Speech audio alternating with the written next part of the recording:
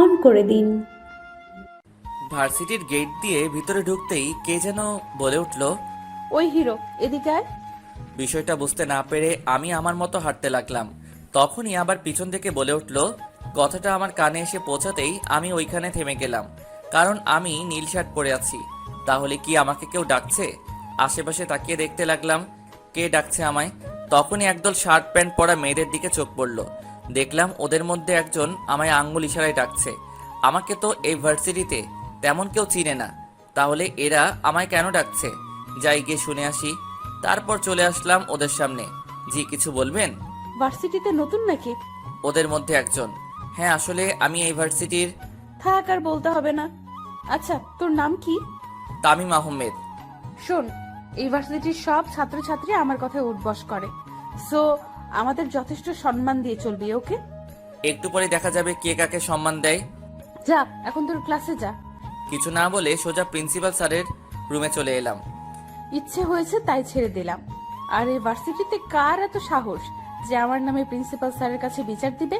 আরে ভার্সিটিতে নতুন, তাই হয়তো স্যারের সাথে কোনো বিষয়ে কথা বলতে গেছে। আর জান্নাত থাকতে আমাদের কিসের ভয়? চল এখন ক্লাসে যাই। আজ নাকি আবার আমাদের ক্লাসে নতুন একজন স্যার আসছে। ক্লাস শুরু হতেও আর বেশি সময় বাকি নেই। স্যার, আসবো? আরে তামিম, আসো আসো, বাইরে কেন দাঁড়িয়ে আছো? কেন ভিতরে আসো। ধন্যবাদ স্যার। তোমার মেধা দেখে তোমাকে এই চাকরিটা দেওয়া হয়েছে। আশা করি তুমি তোমার সম্পূর্ণ মেধা দিয়ে ছাত্রছাত্রীদের সঠিকভাবে শিক্ষা দিবা। জি স্যার, আমি আমার সবটুকু দিয়ে চেষ্টা করব। চলো তাহলে তোমাকে তোমার ক্লাসরুমটা দেখিয়ে দিয়ে আসি। তারপর প্রিন্সিপাল স্যার আমায় নিয়ে একটা ক্লাসরুমে ঢুকলেন। প্রিন্সিপাল স্যারকে দেখে ক্লাসের সব ছাত্রছাত্রীরা বসা থেকে উঠে দাঁড়ালো। প্রিয় শিক্ষার্থীগণ, তোমাদের গতকাল বলা হয়েছিল আজ তোমাদের নতুন একজন স্যার আসবেন। উনিই হলেন তোমাদের নতুন ইংলিশ স্যার। আজ থেকে উনি তোমাদের ইংলিশ ক্লাস করাবেন। সবাই ওনার সাথে পরিচিত হয়ে নাও। আমি তাহলে গেলাম। কথাগুলো বলেই হেড স্যার ক্লাস থেকে চলে গেলেন। এদিকে জান্নাত আর ওর বান্ধবীরা নতুন স্যারকে ক্লাসে দেখে তো অবাক। এই ছেলেটাকে তো আজ আমরা সকালে কত কিছু বলেছিলাম, আর এখন এই ছেলেটাই কিনা আমাদের স্যার। জান্নাতের তো পুরো মাথা ঘুরছে। কি হচ্ছে এইসব কিছুই বুঝতে পারছে না সে। ক্লাসের সবার দিকে একবার তাকিয়ে সবাইকে জিজ্ঞেস করলাম, কেমন আছো তোমরা? ভালো স্যার, আপনি?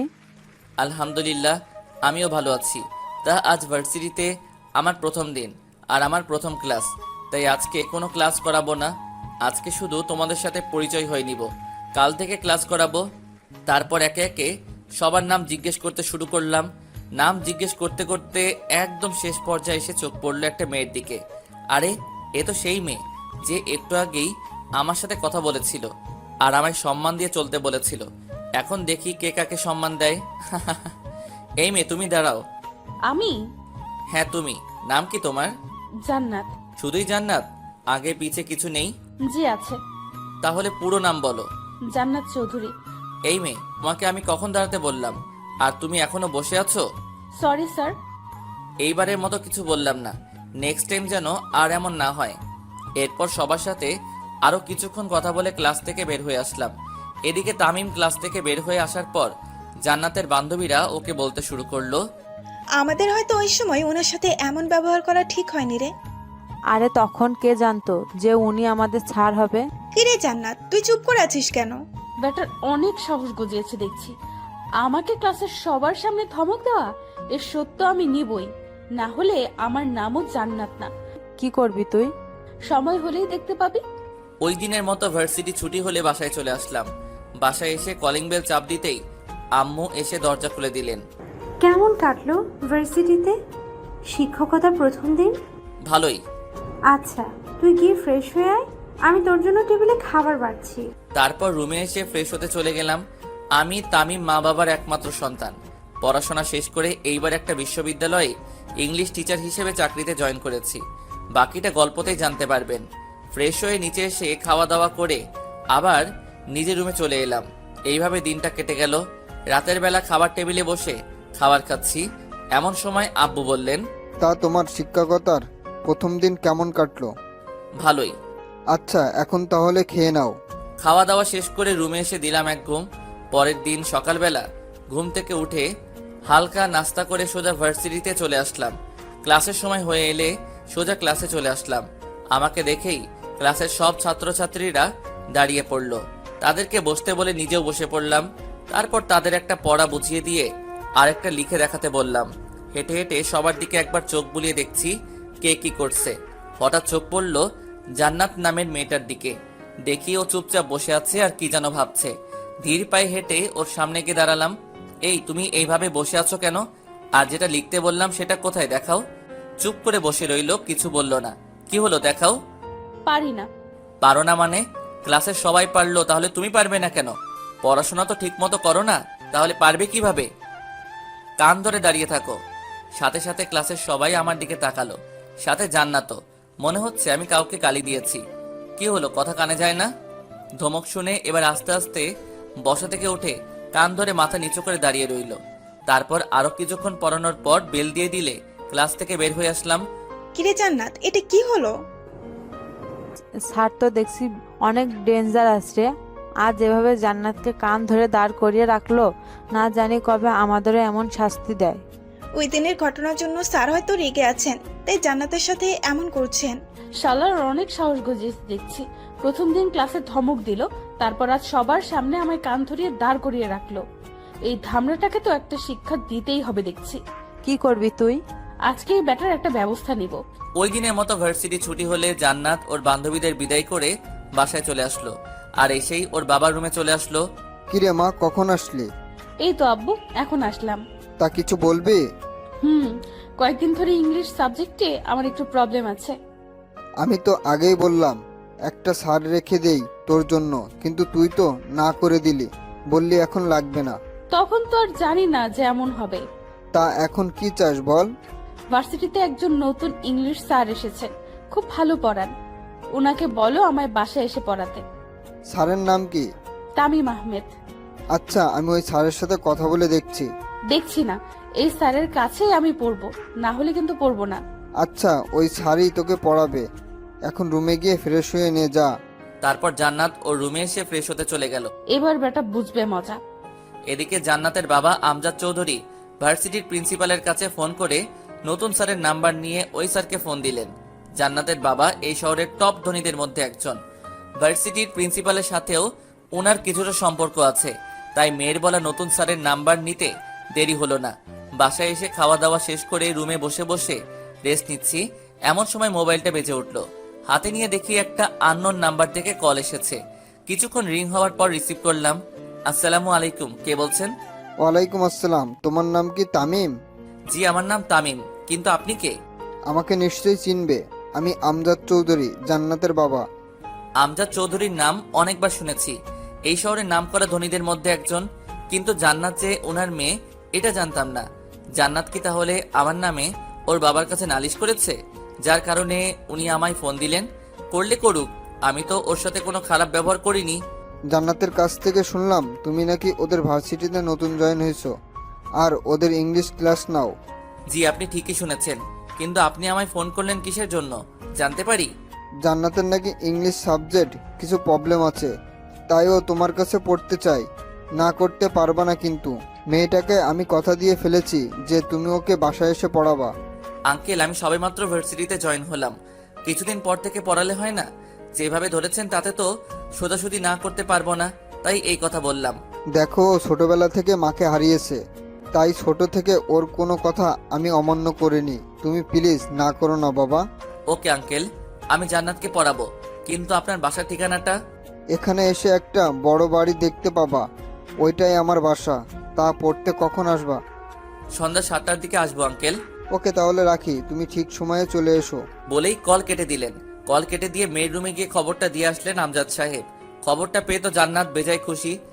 চাকরিতে জয়েন হলাম 2 দিনও হলো না, আর এই মেয়ে এখনই আমার কাছে পড়তে যাচ্ছে। ডাল মেয়ে জরুর কুছ কালা হ্যায়। ওই দিনের মতো রাতের খাবার খেয়ে ঘুমিয়ে পড়লাম। পরের দিন সকালবেলা উঠে ভার্সিটিতে গেলাম, কিন্তু জান্নাত নামের মেয়েটাকে ক্লাসে দেখতে পেলাম না। হয়তো আজ ভার্সিটিতে আসেনি। ভার্সিটি শেষে বাসায় এসে খাওয়া দাওয়া করে কিছুক্ষণ রেস্ট নিলাম। তারপর আম্মুকে বলে জান্নাতকে পড়ানোর জন্য বাসা থেকে বের হয়ে আসলাম। জান্নাতের বাড়ির সামনে এসে ভিতরে ঢুকতে যাব, এমন সময় গেটের কাছে থাকা দারোয়ানটা আমার পথ আটকে জিজ্ঞেস করলো, কে আপনি আর এখানে কি চাই? জি, আমায় আমজাদ চৌধুরী আসতে বলেছেন ওনার মেয়েকে পড়ানোর জন্য। আপনি এইখানে একটু দাঁড়ান, আমি এক্ষুনি আসছি। বলেই লোকটা ভিতরে চলে গেল। কিছুক্ষণ পর আবার সামনে এসে বলল, স্যার আপনাকে ভিতরে যেতে বলেছে। তারপর ভিতরে ঢুকে দেখি অনেক সুন্দর একটা বিশাল বাড়ি, চারদিকে বাগান আর অনেক মানুষ দাঁড়িয়ে আছে। মনে হচ্ছে এরা আমজাদ সাহেবের লোক। তারপর বাসার ভিতরে গিয়ে দেখি আমজাদ সাহেব সোফার মধ্যে বসে আছেন। আমাকে দেখেই বললেন, তাহলে তুমি জান্নাতের ইংলিশ টিচার? জি। মেয়েটা আমার একটু জেদি টাইপের, আর কারো কথা শোনে না। তুমি একটু ম্যানেজ করে নিও বাবা। আচ্ছা আঙ্কেল। চলো তোমাকে ও রুমটা দেখিয়ে দিয়ে আসি। তারপর উনি আমায় উপরের একটা রুমে নিয়ে এসে ঢুকলেন। দেখলাম ঘরটা অনেক সুন্দর করে সাজানো, আর বিছানার উপর একটা মেয়ে বসা। আরে এটাই তো জান্নাত। জান্নাত আমাকে দেখতে পেয়েই বিছানা থেকে উঠে বসলো। পরনে শর্ট প্যান্ট আর গায়ে একটা শার্ট। একবার দেখে চোখ নামিয়ে নিলাম। মামুনি, তোমার স্যার এসেছে, রেডি হয়ে পড়তে বসো, আমি গেলাম। বলেই আমজাদ সাহেব রুম থেকে চলে গেলেন। স্যার দাঁড়িয়ে আছেন কেন, বসেন। ওর কথা শুনে আশেপাশে তাকিয়ে দেখলাম একটা টেবিলে অনেকগুলো বই রাখা। ওইটাই গিয়ে একটা চেয়ার টেনে বসে পড়লাম। জান্নাত কিছুক্ষণ কি যেন করলো, সেদিকে আমি ধ্যান দিলাম না। কিছুক্ষণ পর জান্নাত এসে আমার সামনে চেয়ারটায় বসে পড়লো। কোনটা বুঝো না বলো, আমি বুঝিয়ে দিচ্ছি। এই চ্যাপ্টারের কিছুই বুঝি না। ওকে দেখো, আমি বুঝিয়ে দিচ্ছি। কিছুক্ষণ বোঝানোর পর ওর দিকে তাকিয়ে দেখি ও এক ধ্যানে আমার দিকে তাকিয়ে আছে। এইভাবে তাকিয়ে আছো কেন? আর এতক্ষণ যা বুঝালাম বুঝতে পেরেছো, নাকি কোথাও কোনো প্রবলেম আছে? হ্যাঁ না, মানে আসলে একটা কথা বলার ছিল। হ্যাঁ বলো, কি বলবা? Sir I love you. What? বেয়াদব মেয়ে কোথাকার! স্যারকে কেউ এসব বলে? আরে স্যার, আপনি যেটা ভাবছেন সেটা নয়, বলছি আই লাভ ইউ এর মানেটা কি? কোন ক্লাসে পড়ো এবার? ছাত্রী পড়াতে আসলেন, অথচ ছাত্রী কোন ক্লাসে পড়ে এটাও জানেন না। এই মেয়ে চুপ, একদম হাসবে না। যা বলছি তার উত্তর দাও। অনার্স প্রথম বর্ষে। অনার্সে পড়াশোনা করো, অথচ এই কথার মানে জানো না? জানি না বলেই তো জিজ্ঞেস করলাম, ফাজলামি করব কেন? এসব বাদ দাও আর বলো কোথাও কোনো প্রবলেম আছে কিনা। ওইটার মানে বলবেন না? কোনটা? ওই যে একটু আগে বললাম। এখন কিন্তু বেশি হয়ে যাচ্ছে। কি? পড়াতে মন দাও, না হলে তোমার আব্বুর কাছে গিয়ে বিচার দিব কিন্তু। বিচার দিলে এমন হল করব যে জীবনও ভুলতে পারবেন না। কিছু বললে? না, কই কি বললাম। আচ্ছা, এখন পড়াতে মন দাও। তারপর জান্নাতকে আবার ওই চ্যাপ্টারটা বোঝাতে লাগলাম। হঠাৎ মনে হলো আমার পায়ে কে যেন বারবার সুরসুরি দিচ্ছে। জান্নাতের দিকে তাকিয়ে দেখি ও এক ধ্যানে বইয়ের দিকে তাকিয়ে আছে। বিষয়টা আর পাত্তা দিলাম না। কিছুক্ষণ পর আবার পায়ে সুরসুরির অনুভব করলাম। তার সাথে টেবিলের নিচে তাকালাম, কিন্তু কিছুই দেখতে পেলাম না। কি হলো স্যার, নিচে কি খুঁজছেন? না মানে মনে হলো পায়ে কি যেন একটা লাগছিল। কই, নিচে তো কিছুই নেই। জানি না কি থেকে কি হবে। আচ্ছা তুমি পড়ো। তারপর জান্নাতকে আরো কিছুক্ষণ পড়ানোর পর ওকে ছুটি দিয়ে বাসায় চলে আসলাম। বাসায় এসে রাতের খাবারটা খেয়ে রুমে এসে ঘুমিয়ে পড়লাম। সকালবেলা ঘুম থেকে উঠে ফ্রেশ হয়ে নাস্তা করে ভার্সিটি যাওয়ার জন্য রেডি হয়ে নিলাম। তারপর বাসা থেকে বের হয়ে একটা রিক্সা নিয়ে সোজা ভার্সিটিতে চলে এলাম। ক্লাসে এসে সবাইকে একটা পড়া বুঝিয়ে দিয়ে আরেকটা লিখে দেখাতে বললাম। সবাই লিখছে আর আমি একে একে সবার খাতার চোখ বুলিয়ে যাচ্ছি। হঠাৎ জান্নাতের খাতার উপর চোখ পড়তেই দেখি ওর খাতায় বড় করে একটা লাভ এঁকে সেটাকে কালার করছে। মেজাজটাই খারাপ হয়ে গেল ওর কাণ্ড দেখে। সাথে সাথে ওকে ধমক দিয়ে দাঁড়াতে বললাম। ও ধমক শুনে দাঁড়িয়ে গেল। এটা কি এঁকেছো? স্যার, আপনি চোখে কম দেখেন নাকি? চুপ বেয়াদব মেয়ে কোথাকার! স্যারের মুখের উপর কথা বলো, এত সাহস! আমি কি তোমায় এইসব আঁকতে বলেছি? না। তাহলে এইসব কেন এঁকেছো? বের হও ক্লাস থেকে। ক্লাস থেকে বের হও, না হলে কান ধরে দাঁড় করিয়ে রাখবো। আমার দিকে একবার কান্না ভেজা চোখে তাকিয়ে দৌড়ে ক্লাস থেকে বের হয়ে গেল।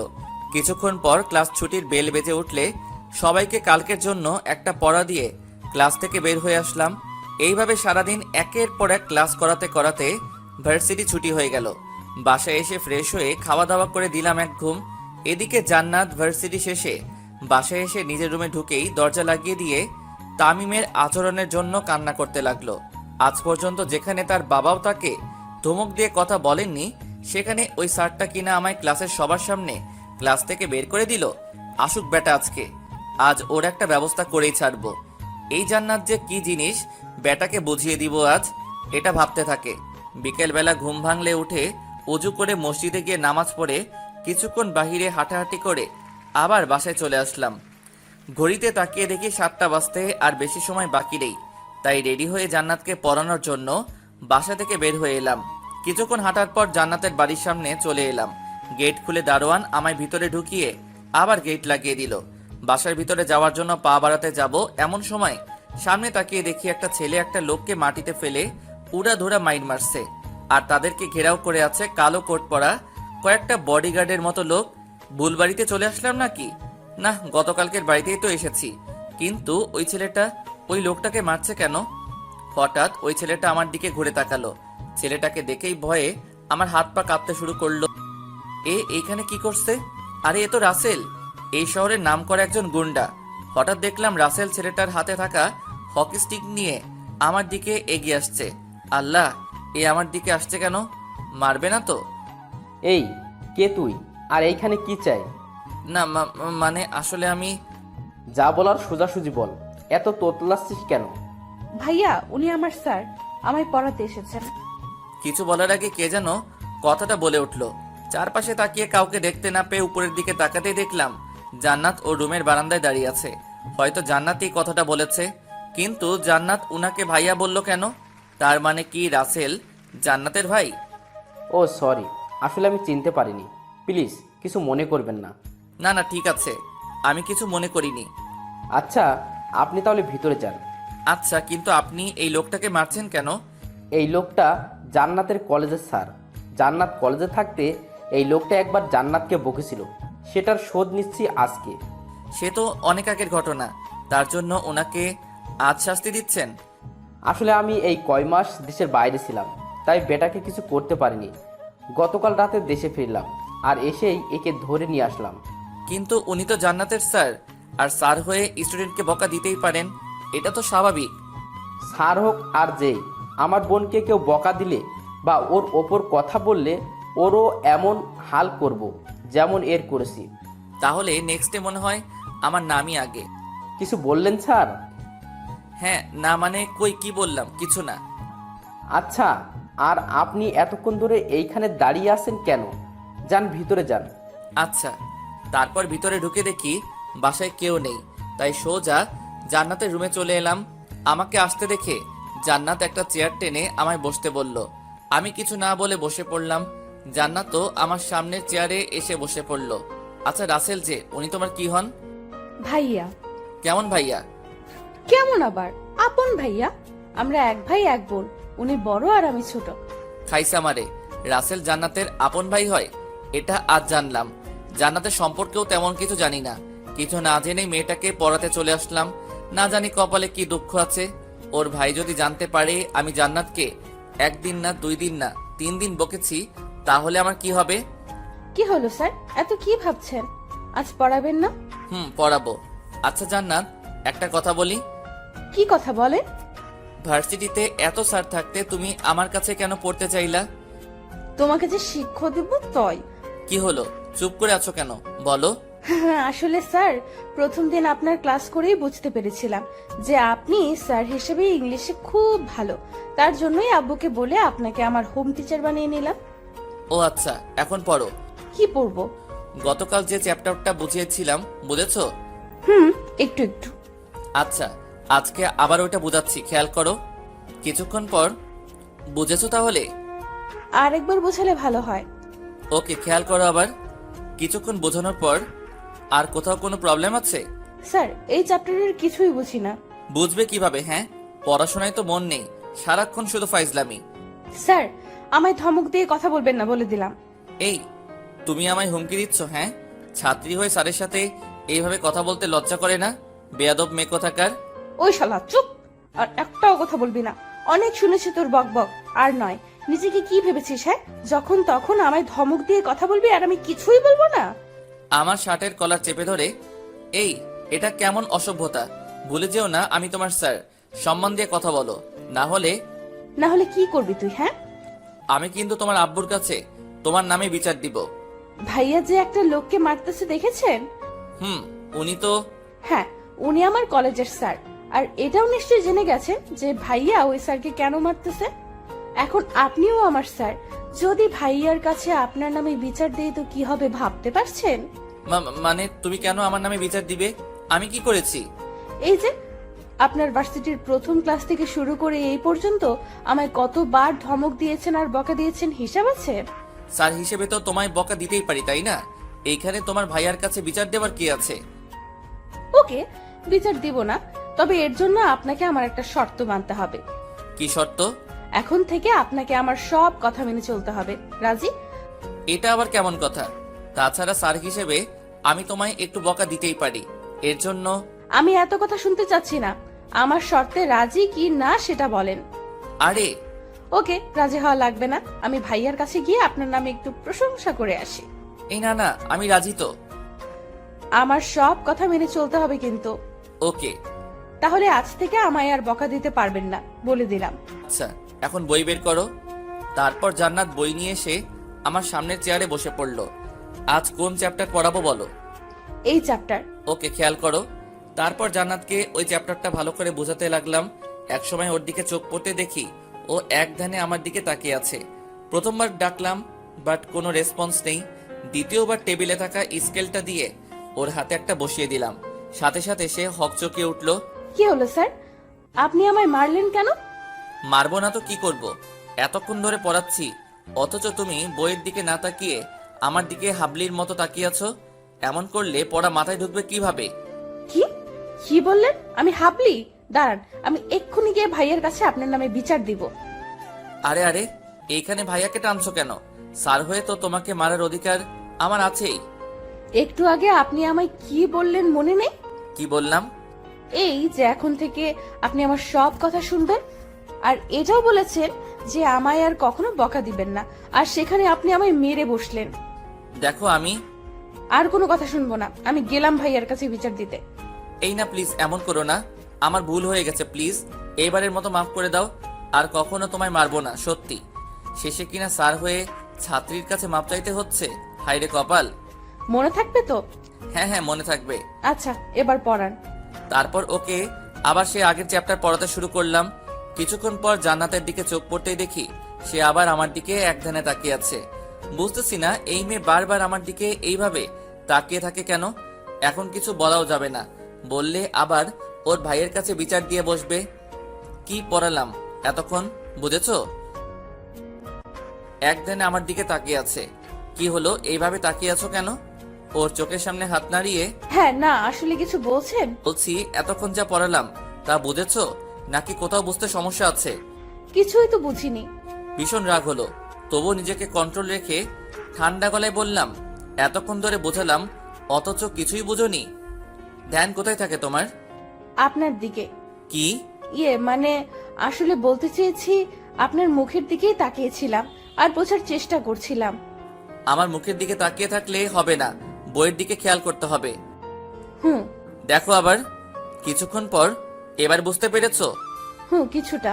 ওকে, তাহলে বাকিগুলো রাতে পড়তে বসে কয়েকবার দেখবা। যদি না বোঝো তাহলে কাল বুঝিয়ে দিব। আজ তাহলে আমি আসি। তারপর জান্নাতের বাসা থেকে বের হয়ে সোজা বাসায় চলে আসলাম। বাসায় এসে খাওয়া দাওয়া করে রুমে এসে কিছুক্ষণ ফেসবুকিং করে ঘুমিয়ে পড়লাম। পরের দিন সকালবেলা ঘুম থেকে উঠে ফ্রেশ হয়ে হালকা নাস্তা করে ভার্সিটিতে চলে এলাম। ক্লাসে এসে সবাইকে ক্লাস করাচ্ছি, এমন সময় দেখি জান্নাত ওর বন্ধুদের সাথে কি যেন কথা বলছে আর হাসাহাসি করছে। দিলাম এক ধমক মেয়েটাকে, সাথে ওর বন্ধুদেরকেও। ধমককে সবাই চুপ হয়ে গেল, আর জান্নাত আমার দিকে একটু রাগী দৃষ্টিতে তাকালো। ওর তাকানো দেখে একটু ভয় পেলাম, তবু মনে মনে বললাম, এটা তো আর ওর বাসা না যে ধমক দেওয়া যাবে না, এটা তো ইউনিভার্সিটি। কিছুক্ষণ পর বেল বেজে উঠলো। ক্লাস থেকে বের হয়ে আরেক ক্লাসে চলে গেলাম ক্লাস করানোর জন্য। এইভাবে এক এক করে ক্লাস করাতে করাতে ভার্সিটি ছুটি হয়ে গেল। তারপর বাসায় চলে আসলাম, আর এসে ফ্রেশ হয়ে খাওয়া দাওয়া করে নিলাম। খাওয়া দাওয়া করে রুমে এসে কিছুক্ষণ ঘুমিয়ে পড়লাম। সন্ধ্যাবেলা চলে এলাম জান্নাতের বাসায় ওকে পড়াতে। এসে ও রুমে ঢুকে দেখি ও বিছানায় বসে বসে ফোন টিপছে। আমি আসাতে ও ফোনটা রেখে দিয়ে টেবিলে এসে পড়তে বসলো। গতকাল যে চ্যাপ্টারটা দেখতে বলেছিলাম দেখেছিলে? বুঝতে পেরেছো নাকি বোঝো নাই? বুঝি নাই।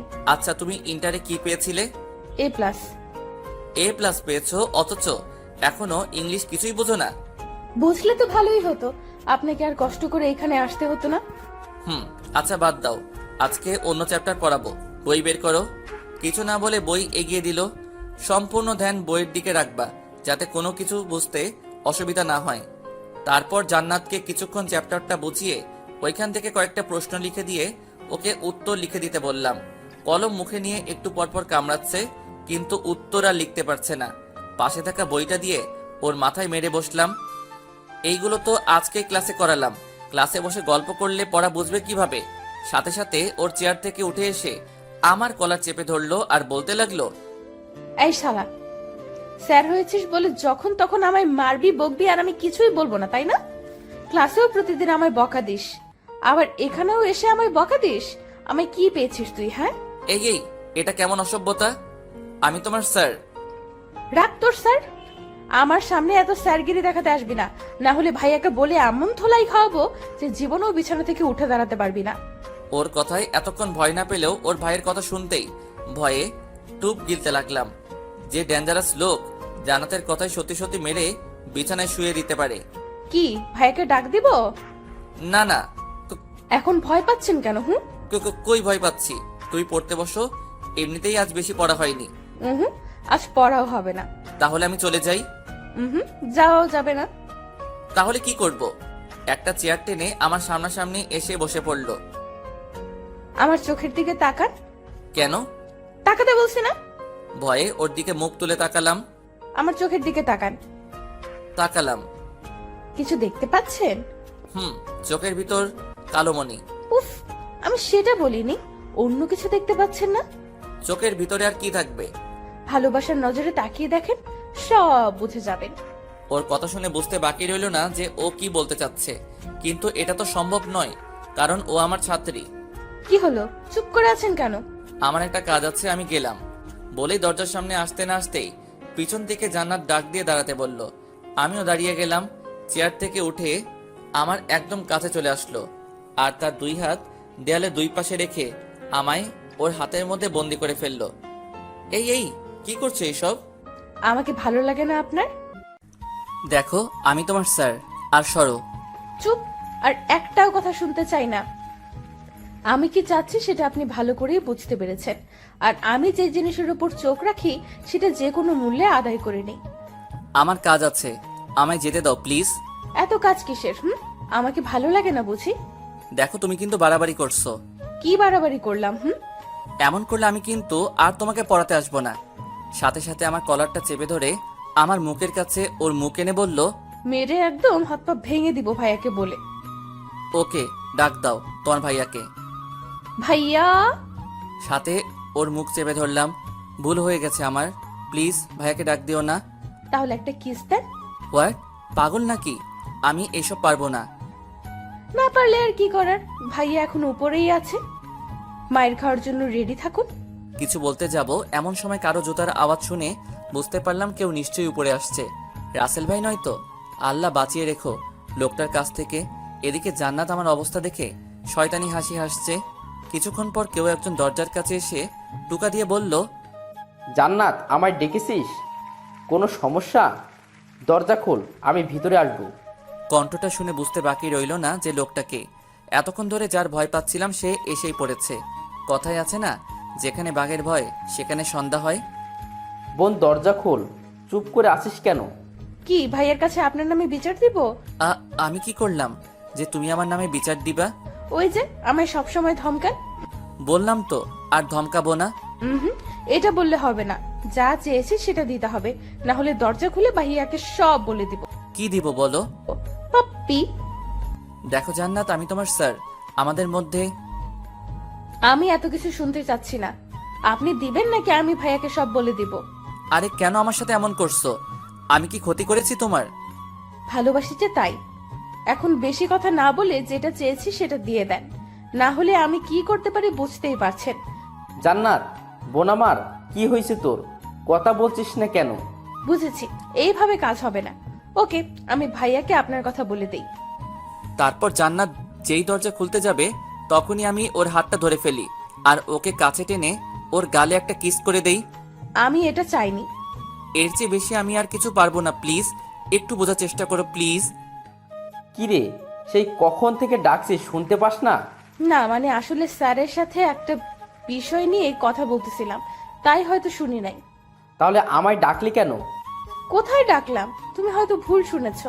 আমি তো এতক্ষণ স্যারের সাথে কথা বলতেছিলাম, তাই না স্যার? হ্যাঁ হ্যাঁ। হতেও পারে, কিন্তু স্যার আপনি দরজার সামনে দাঁড়িয়ে আছেন কেন? আপনার তো পড়ার টেবিলে বসে থাকার কথা।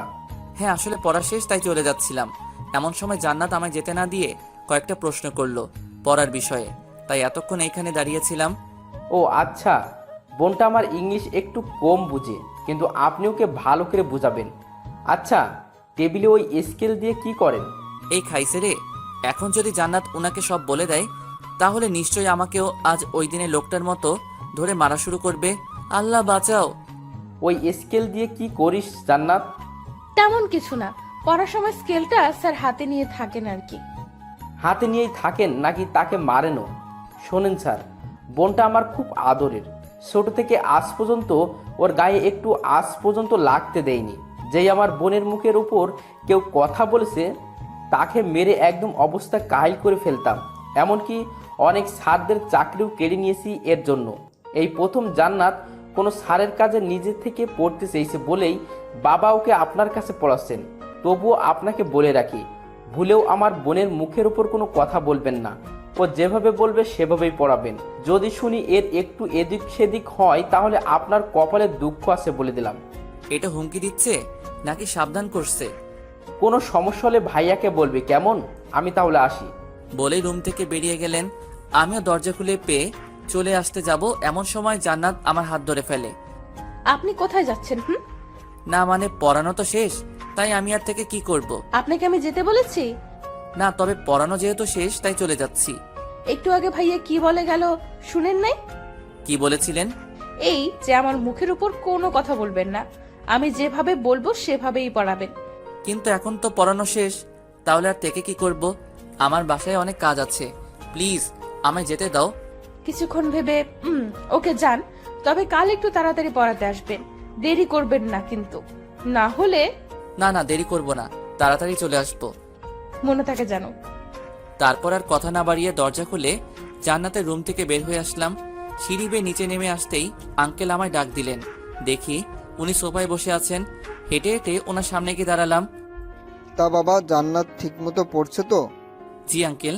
দেখো, আমি জানি মেয়েটা একটু পড়াশোনা কম করে, কি যে হয়েছে ওর কিছুই বুঝতে পারছি না। তুমি একটু ওকে ভালো করে গাইড করে দিও প্লিজ। এসব নিয়ে আপনি চিন্তা করবেন না আঙ্কেল, আমি ওকে ভালো করে গাইড দিচ্ছি। তারপর আঙ্কেলের সাথে আরও কিছু টুকটাক কথা বলে সোজা বাসায় চলে আসলাম। রাতের খাবারকে রুমের মধ্যে শুয়ে আছি আর ভাবছি জান্নাত যা শুরু করেছে তাতে ওকে বেশি দিন পড়ানো যাবে না, না হলে পরে আমারই ক্ষতি হবে। যত তাড়াতাড়ি পারি আঙ্কেলকে বলে ওকে পড়ানো ছেড়ে দিব। এইসব ভাবতে ভাবতে কখন যে চোখটা লেগে যায় খেয়ালই নেই। সকালবেলা ঘুম থেকে উঠে ফ্রেশ হয়ে নাস্তা করে ভার্সিটিতে চলে এলাম। ক্লাসের মধ্যে বসে আছি আর সবাইকে ক্লাস করাচ্ছি। এমন সময় জান্নাতের দিকে চোখ পড়তেই সে আমায় চোখ টিপ মেরে বসলো। ওর এমন ব্যবহারে থতমত খেয়ে গেলাম। এটা মেয়ে নাকি অন্য কিছু? ছাত্রী হয়ে স্যারকে ছিছি। ওর দিকে না তাকিয়ে আবার ক্লাস করানোতে মনোযোগ দিলাম। কিছুক্ষণ পর বেল বেজে উঠলে ক্লাস থেকে বের হয়ে আসলাম। তারপর আবার একটা ক্লাসে চলে গেলাম ক্লাস করাতে। দেখতে দেখতে টিফিন পিরিয়ডের সময় হয়ে গেলে ক্লাস থেকে বের হয়ে ক্লাসের বারান্দা দিয়ে হাঁটছি। এমন সময় কে যেন বলে উঠল, তামিম সাহেব একটু দাঁড়ান। পিছনে ফিরে দেখি নীলা ম্যাডাম। বলতে গেলে আমার 1-2 বছরের বড় হবে, কিন্তু উনি নাকি এখনো বিয়েই করেন নাই। দেখতেও মাশাআল্লাহ অনেক সুন্দর, গায়ের রং একেবারে ফর্সা, মুখটাও একদম মায়াবী, যে কেউ দেখলে উনার প্রেমে পড়ে যাবে। আপনাকেও তো তেমন দেখা যায় না। দেখবেন কিভাবে? আপনি কি আর আমাদের দিকে তাকান? সব সময় তো মাথা নিচু করেই হাঁটেন, পাশ দিয়ে গেলেও কথা বলেন না। আসলে আমি মেয়েদের সাথে এত কথা বলতে পারি না। কেন কেন? এটা ঠিক বলতে পারবো না, তবে আমার কেমন যেন লাগে আর কি। ও আচ্ছা, বুঝেছি। আমাদের স্যারের মেয়েদের সাথে কথা বলতে লজ্জা করে, তাই তো? হ্যাঁ আসলে। থাক, আর কিছু বলতে হবে না। টিফিন টাইম তো হয়ে গেছে, চলেন না আজ দুইজন মিলে একসাথে নাস্তা করি। কিন্তু আমি কিন্তু এই প্রথম আপনার কাছে কিছু চেয়েছি, না করলে কিন্তু আমি মাইন্ড করব। ওকে বলেন কোথায় যাবেন? ভার্সিটির বাইরে একটা কফি শপ আছে, ওইখানে যাওয়া যাক। ওকে চলেন। তারপর ওনাকে নিয়ে সামনের দিকে এগোতেই দেখি জান্নাত সামনে দাঁড়িয়ে আছে আর আমার দিকে রাগে কটকট করে তাকিয়ে আছে। ওর এমন ফেস দেখে মনে মনে একটু ভয় পেয়ে গেলাম। এদিকে আমায় দাঁড়িয়ে থাকতে দেখে নীলা ম্যাডাম আমার হাত ধরে আমাকে ওনার সাথে নিয়ে যেতে লাগলেন। তারপর নীলা ম্যাডাম আমায় একটা কফি শপে নিয়ে এসে দুজনের জন্য 2 কাপ কফি অর্ডার দিলেন। দুজন গল্প করতে করতে কফি খাওয়া শেষ করলাম। গল্প করার সময় নীলা ম্যাডাম বারবার আমার হাত ধরতেছিলেন। ওনার এমন ব্যবহার আমার সুবিধার মনে হচ্ছিল না, তাই তাড়াতাড়ি করে ভার্সিটি চলে এলাম। তারপর একে একে বাকি ক্লাসগুলো করিয়ে বাসায় চলে আসলাম। বাসায় এসে ফ্রেশ হয়ে খাওয়া দাওয়া করে একটু ঘুমিয়ে পড়লাম। সন্ধ্যাবেলা ঘুম থেকে উঠে হাত মুখ ধুয়ে জান্নাতকে পড়ানোর জন্য ওর বাসায় চলে আসলাম। রুমে ঢুকে দেখি ভিতরে কেউ নেই, তাই সোজা গিয়ে একটা চেয়ার টেনে টেবিলের পাশে বসে পড়লাম। কিছুক্ষণ পর হঠাৎ দরজা আটকানোর আওয়াজে পেয়ে সামনে তাকালাম। দেখি জান্নাত দরজা লাগিয়ে আমার দিকে আসছে, আর এসেই আমার শার্টের কলার চেপে ধরে বলল, ওই নীলা ম্যাডামের সাথে আপনার কিসের এত কথা? মানে? এখন ন্যাকা সাজা হচ্ছে তাই না? ভার্সিটির বারান্দায় দাঁড়িয়ে দাঁড়িয়ে নীলা ম্যাডামের সাথে কথা বলা, তারপর কফি শপে গিয়ে একসাথে কফি খাওয়া, এসব কি? হ্যাঁ, আরে ভার্সিটিতে স্যার হিসেবে জয়েন হওয়ার পর থেকে নীলা ম্যাডামের সাথে কখনো কথা হয়নি তো, তাই। তাই বলে এত কথা বলতে হয়? আর কফি শপে গিয়ে কি কি কথা বললেন শুনি? তুমি কে যে তোমাকে সবকিছুর কৈফিয়ত দিতে হবে? হ্যাঁ, আমি আপনার সব। আর এইবারের মতো কিছু বললাম না। নেক্সট টাইম যদি কখনো ওই নীলা ম্যাডামের সাথে আপনাকে কথা বলতে দেখি তাহলে তাহলে কি করবে? হ্যাঁ, কিছুই করব না, শুধু ভাইয়ার কাছে আপনার নামে 2-1টা কথা বলবো। ভয় দেখাচ্ছ তাই না? হুম, ওই নীলা ম্যাডামের সাথে কথা বলতে নিষেধ দিচ্ছি শুধু। অনেক কথা হয়েছে, এখন পড়তে বসো। কিছু না বলে একটা চেয়ার টেনে আমার গা ঘেঁষে বসে পড়লো। এইখানে বসেছো কেন? সামনের দিকে গিয়ে বসো। আজ এখানেই বসবো। আর পড়ালে পড়ান, না পড়ালে নাই। আর কোনো উপায় না পেয়ে ওকে পড়াতে রাখলাম। জান্নাতকে পড়াচ্ছি, এমন সময় হুট করে ও আমার গালে একটা কিস করে বসলো। ও এমন কিছু করে বসবে তা আমি স্বপ্নেও ভাবিনি। এই মেয়ে, তোমার লজ্জা শরম বলতে কিছু নেই নাকি? ছাত্রী হয়ে স্যারকে কিস করো? নাই। আপনার গলাটা না খুব সুন্দর, তাই একটু আদর করে দিলাম। বেশি বেঁকে গেছো তাই না? দাঁড়াও, আজকে আঙ্কেলের সাথে তোমার বিষয়ে কথা বলবো। স্যার, আপনি আমায় এত তাড়াতাড়ি বিয়ে করবেন? কিন্তু আমার যে এখনো পড়াশোনা কমপ্লিট হয়নি। চুপ বেয়াদব মেয়ে কোথাকার! আমি কি তোমায় বলেছি যে তোমায় বিয়ে করব? তুমি আমার সাথে যা শুরু করেছো সেগুলো আজকে আঙ্কেলকে বলবো। ভুলেও এমন কাজ করবেন না, না হলে আমার কথায় ভাইয়া আপনার কি হাল করবে তা ভাবতেও পারবেন না। আমার সাথে এমন করছো কেন? দেশে কি মানুষের অভাব পড়েছে যে তুমি তোমার স্যারের সাথে জিএফ এর মতো আচরণ করছো? অভাব পড়েনি, তবে আপনার মতো এত কিউট মানুষ খুব কমই আছে, তাই তো আপনাকে এত ভালোবাসি। এটা ভালোবাসা নয়, এটা ক্ষণিকের জন্য ভালো লাগা। কেন বুঝতে চাইছো না? আমায় এইসব শেখাতে আসবেন না। আপনার থেকে আমি এইসব বিষয়ে ভালো জানি। সো মিস্টার তামিম আহমেদ, আমি যেভাবে বলবো আর যা চাইবো আপনি তাই করবেন, না হলে আমি আপনার কি অবস্থা করব ভাবতেও পারবেন না। শুধু রাসেল ভাইয়ের জন্য তোকে এত সহ্য করেছি, না হলে কবেই তোকে পড়ানো বাদ দিয়ে দিতাম। আপনাকে আমায় পড়াতেই হবে, সেটা হোক আপনার ইচ্ছায় অথবা অনিচ্ছায়। সো এইসব নিয়ে এত ভাবাভাবি করে কোনো লাভ নেই। এ তো দেখছি মনের কথা বুঝে ফেলে। আল্লাহ, এই মায়াদার থেকে আমারে বাঁচাও প্লিজ। ওই, এত কি ভাবছেন? না কিছু না, তুমি পড়ো তো। কোনটা পড়বো? বুঝিয়ে না দিলে পড়বো কিভাবে? এতদিন ধরে তো বুঝিয়ে আসছি, তারপরও কিছু মাথায় ঢোকে না নাকি? একদম রাগী গলায় কথা বলবেন না, না হলে ভাইয়াকে ডেকে সব বলে দিব। তুমি আমাকে পড়াচ্ছ নাকি আমি তোমায় পড়াচ্ছি? আপনি আমায় পড়াচ্ছেন। তাহলে কি আমি একটু রাগ দেখাতে পারবো না? না, পারবেন না। ওকে, খেয়াল করো, আমি পড়াটা বুঝিয়ে দিচ্ছি। কিসের জন্য যে একে পড়াতে আসি, তারপর ওকে কিছুক্ষণ বুঝিয়ে একটা প্রশ্নের উত্তর লিখতে বললাম। ব্যাস, চুপচাপ বসে রইল আর কলম ঘোরাতে লাগলো। চরম বিরক্তিকর এই মুহূর্তটা। কিছু বললেও দোষ, কিছু করলেও দোষ। ওকে আজ এতটুকুই থাকুক, কাল এসে এইসব আবার পড়া নিব। তুমি রাতে এইগুলো শিখে রেখো কেমন? শুধু মাথা নাড়ালো। তারপর উঠে চলে আসতে যাব এমন সময় পিছন থেকে জান্নাত আমায় দাঁড়াতে বলল। সে বসা থেকে উঠে আমার সামনে এসে দাঁড়ালো। আপনার ফোন নাম্বারটা দেন তো। কেন? দিতে বলছি দেন, এত কথা বলেন কেন? আসলে মোবাইলটা বাসায় রেখে এসেছি, আর কয়েকদিন আগে নতুন সিম নিয়েছি। নাম্বারটাও ঠিক মনে নেই। মিথ্যা বললাম, কারণ এই মেয়েকে নাম্বার দেওয়ার কোনো ইচ্ছাই আমার নেই। কিছু না বলে আমার প্যান্টের পকেটে হাত দিয়ে কি যেন খুঁজতে লাগলো। কিছুক্ষণ খোঁজার পর পকেট থেকে ফোনটা বের করে এনে আমার চোখের সামনে ধরে রাগী দৃষ্টিতে তাকিয়ে জিজ্ঞেস করলো, এটা কি? না মানে আসলে। খুব মিথ্যা বলা শিখেছেন তাই না? আর যদি কোনোদিন মিথ্যা কথা বলেন তাহলে মেয়ের নাক ফাটিয়ে দিব, বলে দিলাম। ওর কথায় ভয়ে চুপ করে রইলাম। ভাইরে ভাই, কি গুন্ডি মেয়েটা! স্যারকে কেউ এসব হুমকি দেয়? এদিকে জান্নাত কিছুক্ষণ ফোন নিয়ে কি যেন করলো।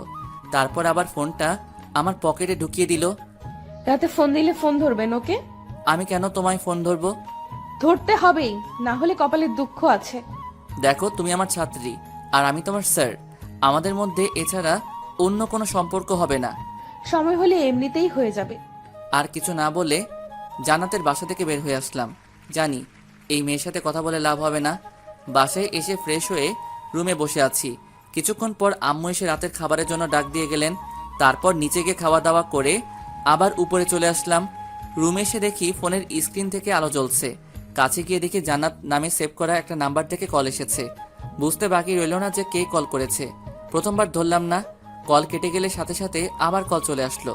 বুঝেছি কল না ধরে কোনো উপায় নেই, বাধ্য হয়ে কল রিসিভ করতেই হলো। ওই, আপনার ফোন ধরতে এত সময় লাগে কেন? হ্যাঁ, এতক্ষণ ধরে কি করতেছিলেন? সরি, কে আপনি? ঠিক চিনলাম না। আচ্ছা, এখন আমায় চিনতে পারছেন না তাই না? কালকে পড়াতে আসবেন না, তখন বুঝাবো মজা।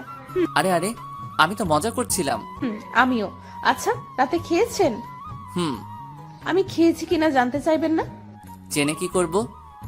ওকে, জানতে হবে না। আচ্ছা, আপনার ফেসবুক আইডির পাসওয়ার্ড দেন তো। এই মেয়ে, তুমি আমার বউ নাকি গার্লফ্রেন্ড যে তোমায় আমার আইডির পাস দিব?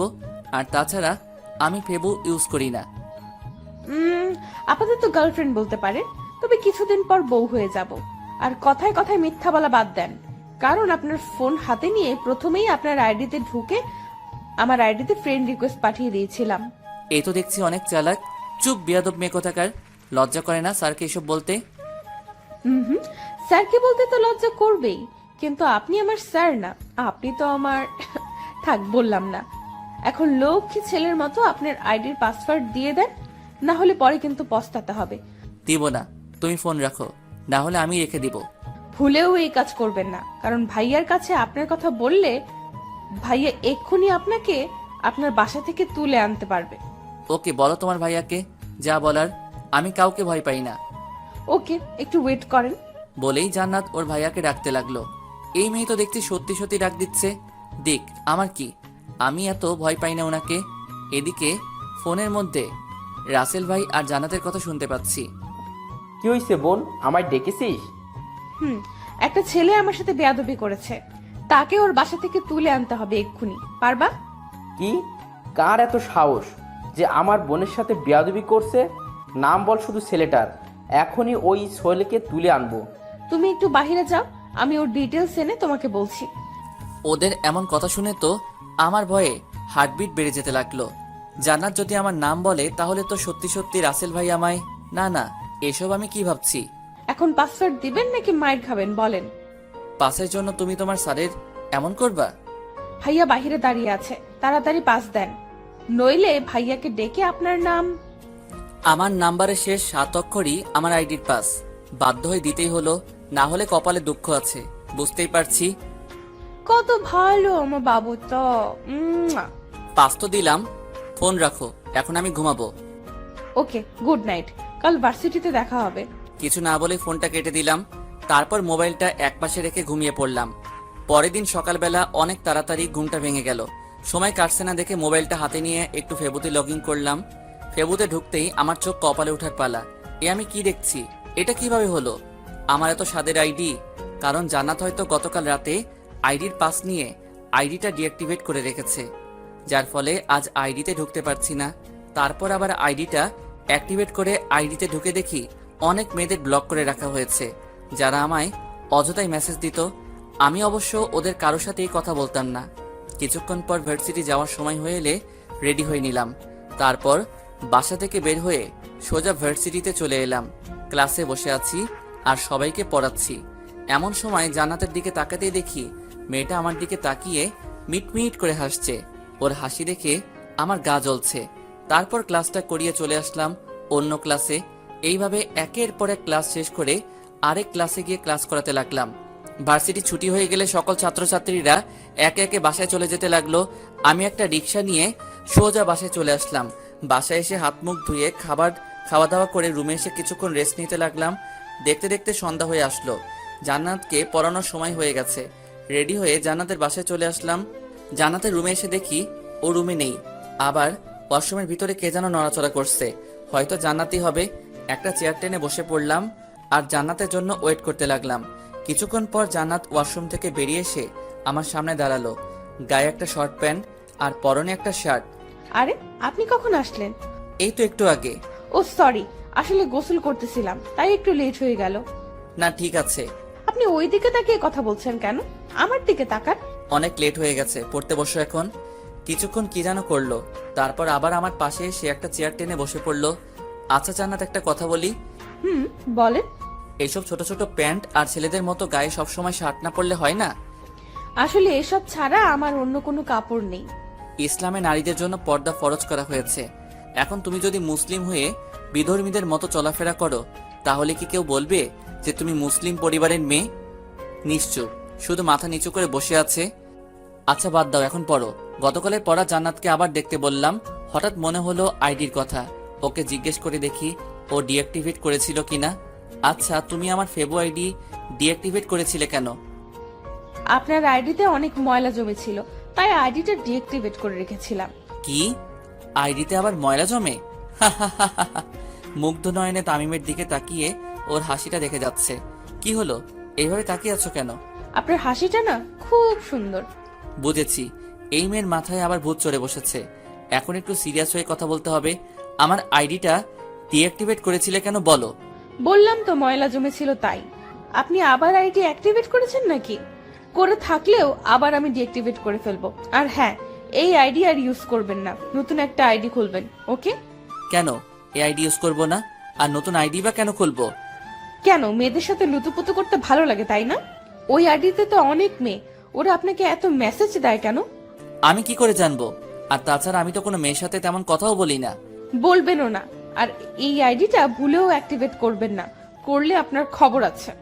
এই তুমি আমার ছাত্রী হয়ে আমাকে হুমকি দিচ্ছ? হ্যাঁ, সেটাই মনে করেন, তবে আমার কথা অমান্য করলে এর শাস্তি অনেক ভয়ঙ্কর হবে। এ কেমন মেয়ে রে ভাই, ছাত্রী হয়ে স্যারকে হুমকি দেয়? গতকালের পড়া শিখেছো? বাহ, এই প্রথম তুমি কোনো পড়া শিখলে। Very good. আচ্ছা, আজকে কি পড়াবো বলো? এই চ্যাপ্টারের কয়েকটা প্রশ্ন বুঝতেছি না।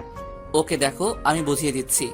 ওকে কিছুক্ষণ বুঝিয়ে দিয়ে জিজ্ঞেস করলাম বুঝেছে কিনা। সেও সাথে সাথে হ্যাঁ বুঝেছি বলে দিল। অবাক হচ্ছি, আজ হঠাৎ জান্নাত সবকিছু একবারে বুঝে ফেলতেছে কিভাবে। তারপর জান্নাতকে আরো কিছুক্ষণ পড়িয়ে কালকের জন্য কিছু পড়া দিয়ে আজকের মতো ছুটি দিয়ে দিলাম। জান্নাতের বাসা থেকে বের হয়ে আসতেই যাব এমন সময় বাড়ির বাগান থেকে কে যেন আমায় ডাক দিল। চারপাশে তাকিয়ে দেখি রাসেল ভাই কি যেন করছেন আর আমায় ইশারায় ওনার কাছে ডাকছেন। আল্লাহ, উনি আমায় ডাকছেন কেন? গতকাল জান্নাত আমার নামে রাসেল ভাইকে কিছু বলেনি তো? কথাগুলো ভাবছি আর ভয়ে ভয়ে সামনের দিকে এগোচ্ছি।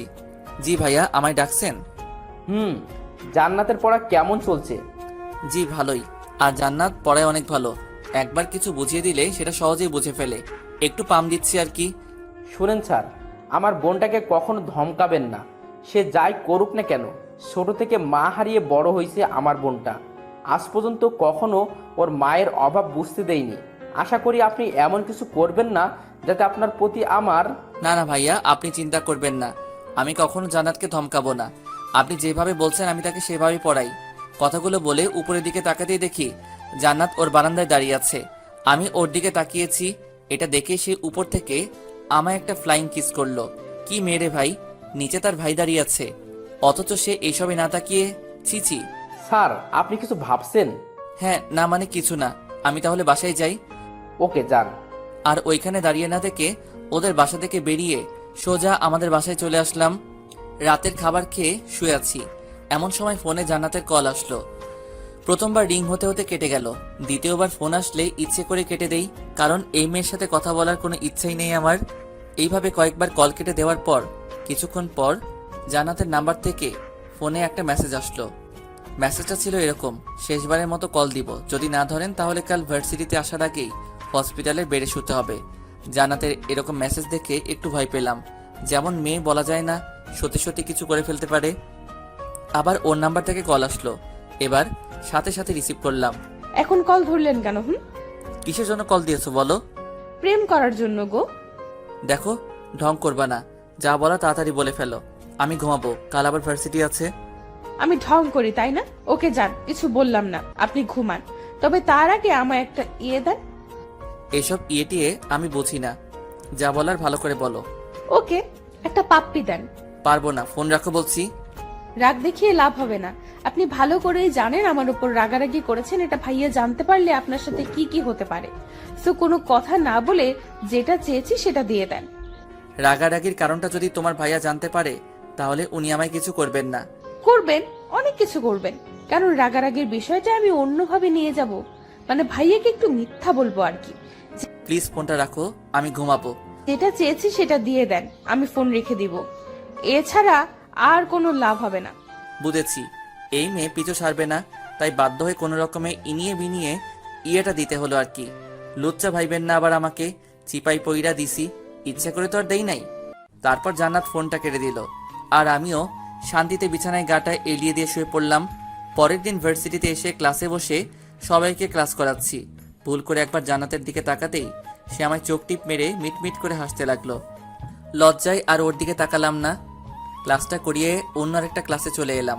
একে একে সব ক্লাস করিয়ে ভার্সিটিও ছুটি হয়ে গেল। বাসায় যাওয়ার জন্য ভার্সিটি থেকে বের হতেই কোথা থেকে জানি নীলা ম্যাডাম একটা রিক্সা নিয়ে আমার সামনে এসে দাঁড়ালেন। বাসায় যাচ্ছেন মনে হয়, আসেন আমার সাথে, আপনাকে আপনার বাসায় নামিয়ে দিয়ে যাই। না থাক, আমি হেঁটেই যেতে পারবো, আপনি চলে যান। তা বললে তো হবে না, আমি আপনাকে একা রেখে চলে যাব কিভাবে?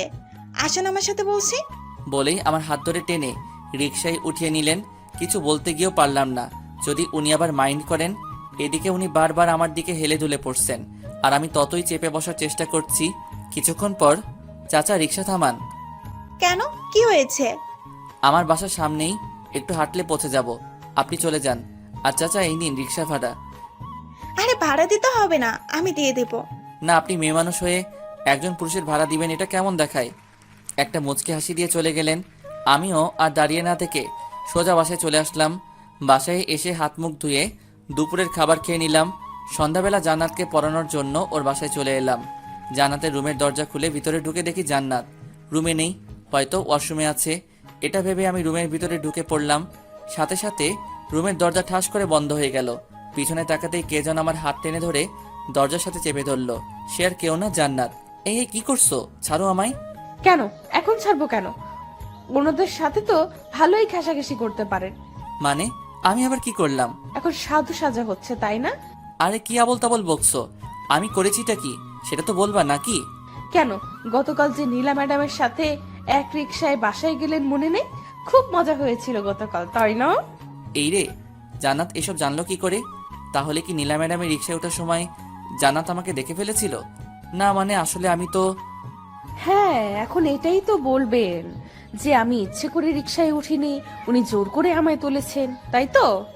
তার মানে তুমি সব দেখেছো, আর আমার কি দোষ বলো? উনি তো আমায়... চুপ করেন, লজ্জা করে না নিজের বয়সে বড় মেয়েদের সাথে লুতুপুতু করতে?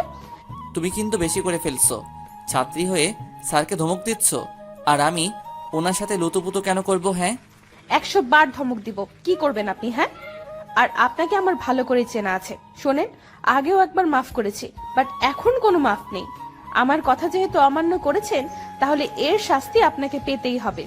এই আমি তোমার এমন কি ক্ষতি করেছি সব সময় আমার পিছনে পড়ে থাকো? আমি কি ওনার সাথে ইচ্ছাকৃতভাবে কখনো কথা বলেছি বলো? এত কিছুর উত্তর আমি দিতে পারবো না। এখন আপনাকে আমার কথা অমান্য করার জন্য শাস্তি পেতে হবে। কি শাস্তি? বেশি কিছু না, শুধু আমায় একবার জড়িয়ে ধরবেন আর 5 মিনিট লিপ কিস করবেন। কি পাগল নাকি তুমি? হ্যাঁ, স্যারকে এইসব কিভাবে? ছি ছি, আমার বলতে লজ্জা করছে।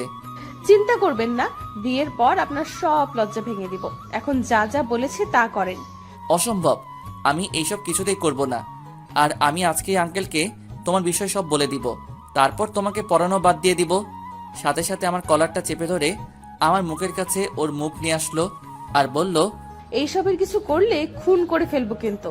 আর আমি যা বলেছি এখন যদি তা না করেন, তাহলে আমি চিৎকার করে ভাইয়াকে ডাকবো। তারপর ভাইয়া এসে আপনার কি হাল করবে ভাবতেও পারবেন না। ওর কথা শুনে ভয় ঢোক গিলতে লাগলাম। কি করব না ভেবে পাচ্ছি না। আমাকে ছেড়ে দাও প্লিজ। আমি তো তোমার কোনো ক্ষতি করিনি, তাহলে কেন আমার সাথে এমন করছো? মা বাবার একটা মাত্র সন্তান আমি। আমার কিছু হয়ে গেলে ওরা কাকে নিয়ে বাঁচবে বলো? প্লিজ আমায় শেষবারের মতো মাফ করে দাও আর আমায় ছেড়ে দাও প্লিজ। ছেড়ে দিলে তো হবে না সোনা, অপরাধ যেহেতু করেছো এর শাস্তি তো পেতেই হবে, তাই না?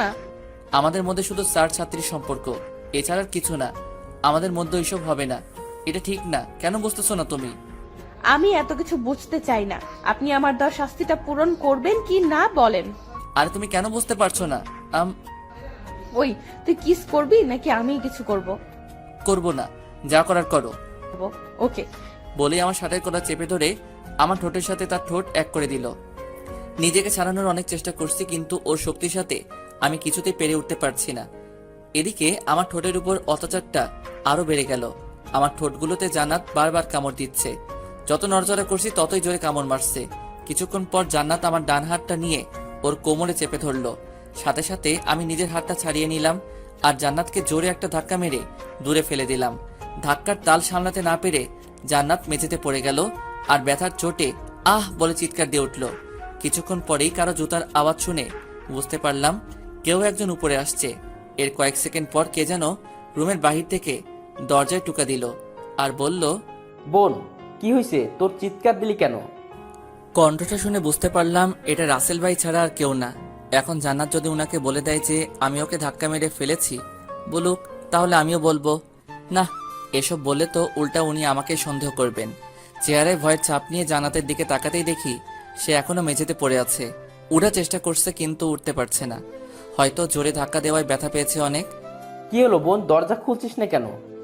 এই তুমি ঠিক আছো তো? আসলে সরি, আমি এত জোরে ধাক্কা মারতে চাইনি। প্লিজ উঠে পড়ো এখন আর দরজা খুলে দাও, রাসেল ভাই ডাকছে। কিভাবে উঠবো?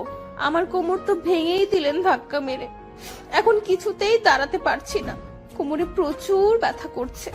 তখন তুমি ওইসব না করলে তো আর আমি ধাক্কা মারতাম না। এখন একটু কষ্ট করে উঠে পড়ো প্লিজ। আমি পারবো না, কোমরে ভীষণ ব্যথা করছে। আর আপনি কেমন মানুষ, হ্যাঁ? টেনে তুলতে পারেন না আমায়? ওর কথা কি করব ভেবে পাচ্ছি না।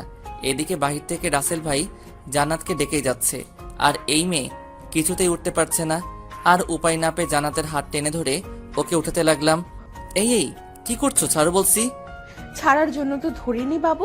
দেখো বাহিরে তোমার ভাইয়া দাঁড়িয়ে আছে, দরজা খুলে দাও, না হলে উনি কি না কি ভাববে বলো। ভাবুক, আমার কিছু যায় আসে না। বোন দরজা খোল, না হলে কিন্তু আমি দরজা ভেঙে ফেলবো। ভাইয়া আমার কিচ্ছু হয়নি, আমি ঠিক আছি। আমাকে জড়িয়ে ধরা অবস্থাতেই বলল, তাহলে একটু আগে চিৎকার করলি কেন? আসলে টেবিলের নিচে একটা তেলাপোকা দেখে ভয় পেয়ে গেছিলাম, তাই ভয়ে চিৎকার দিয়েছিলাম। কিন্তু স্যার তেলাপোকাটাকে মেরে ফেলেছেন। তোমার আর টেনশন করতে হবে না, তুমি যাও। আচ্ছা যা, ঠিক আছে, তুই এখন পড়, আমি তাহলে গেলাম। জান্নাত ছাড়ো প্লিজ, আমার শ্বশুরই লাগছে। কেন, নীলা ম্যাডামের সাথে ঘেঁষাঘেঁষি করার সময় সুশ্রুরে লাগে না? আমি ধরলেই সুশ্রুরি লাগে, আমি ধরলেই খারাপ লাগে, আর উনি ধরলে ভালো লাগে, তাই না? দেখো আমি উনার সাথে। চুপ করে দাঁড়িয়ে থাকুন আর আমায় জড়িয়ে ধরুন। এমনিতেই ঠিকমতো কিস করতে দেননি, এখন বেশি কথা বললে এমন জায়গায় মরবো যে জীবনেও বাবা ডাক শুনতে পারবেন না। ওর কথায় ভয় পেয়ে আর কোনো কথা বললাম না। সত্যি মেরে দিতে পারে যেভাবে রেগে। ওর কথায় ভয় পেয়ে আর কোনো কথা বললাম না। সত্যি মেরে দিতে পারে যেভাবে রেগে আছে। কিছুক্ষণ পর আমরা কবে বিয়ে করব?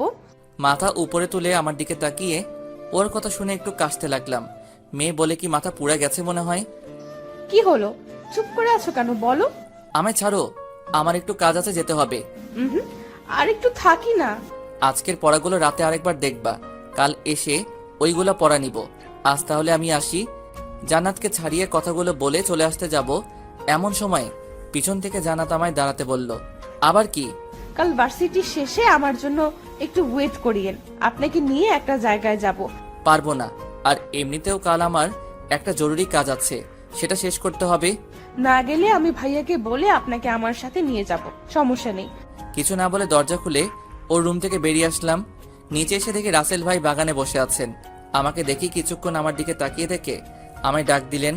ভয়ে হার্টবিট বাড়তে শুরু করলো। উনি আমায় ডাকছেন কেন? ধীরে ধীরে ওনার সামনে গিয়ে দাঁড়ালাম। জি ভাইয়া বলেন। আপনার ঠোঁটে রক্ত কেন স্যার? কোথায় রক্ত? বলে ঠোঁটে হাত দিয়ে দেখি আঙ্গুলে একটু রক্ত লেগে গেছে। ও তার মানে জান্নাত তখন কামড়িয়ে রক্ত বের করে ফেলেছে। ও, এটা আসলে নিচে নামার সময় দেয়ালের সাথে ঠোঁট লেগে হয়তো কেটে গেছে। কিন্তু দেখে তো মনে হচ্ছে কেউ কামড় মেরেছে। এই রে, এখন কি বলবো ভাবতেছি।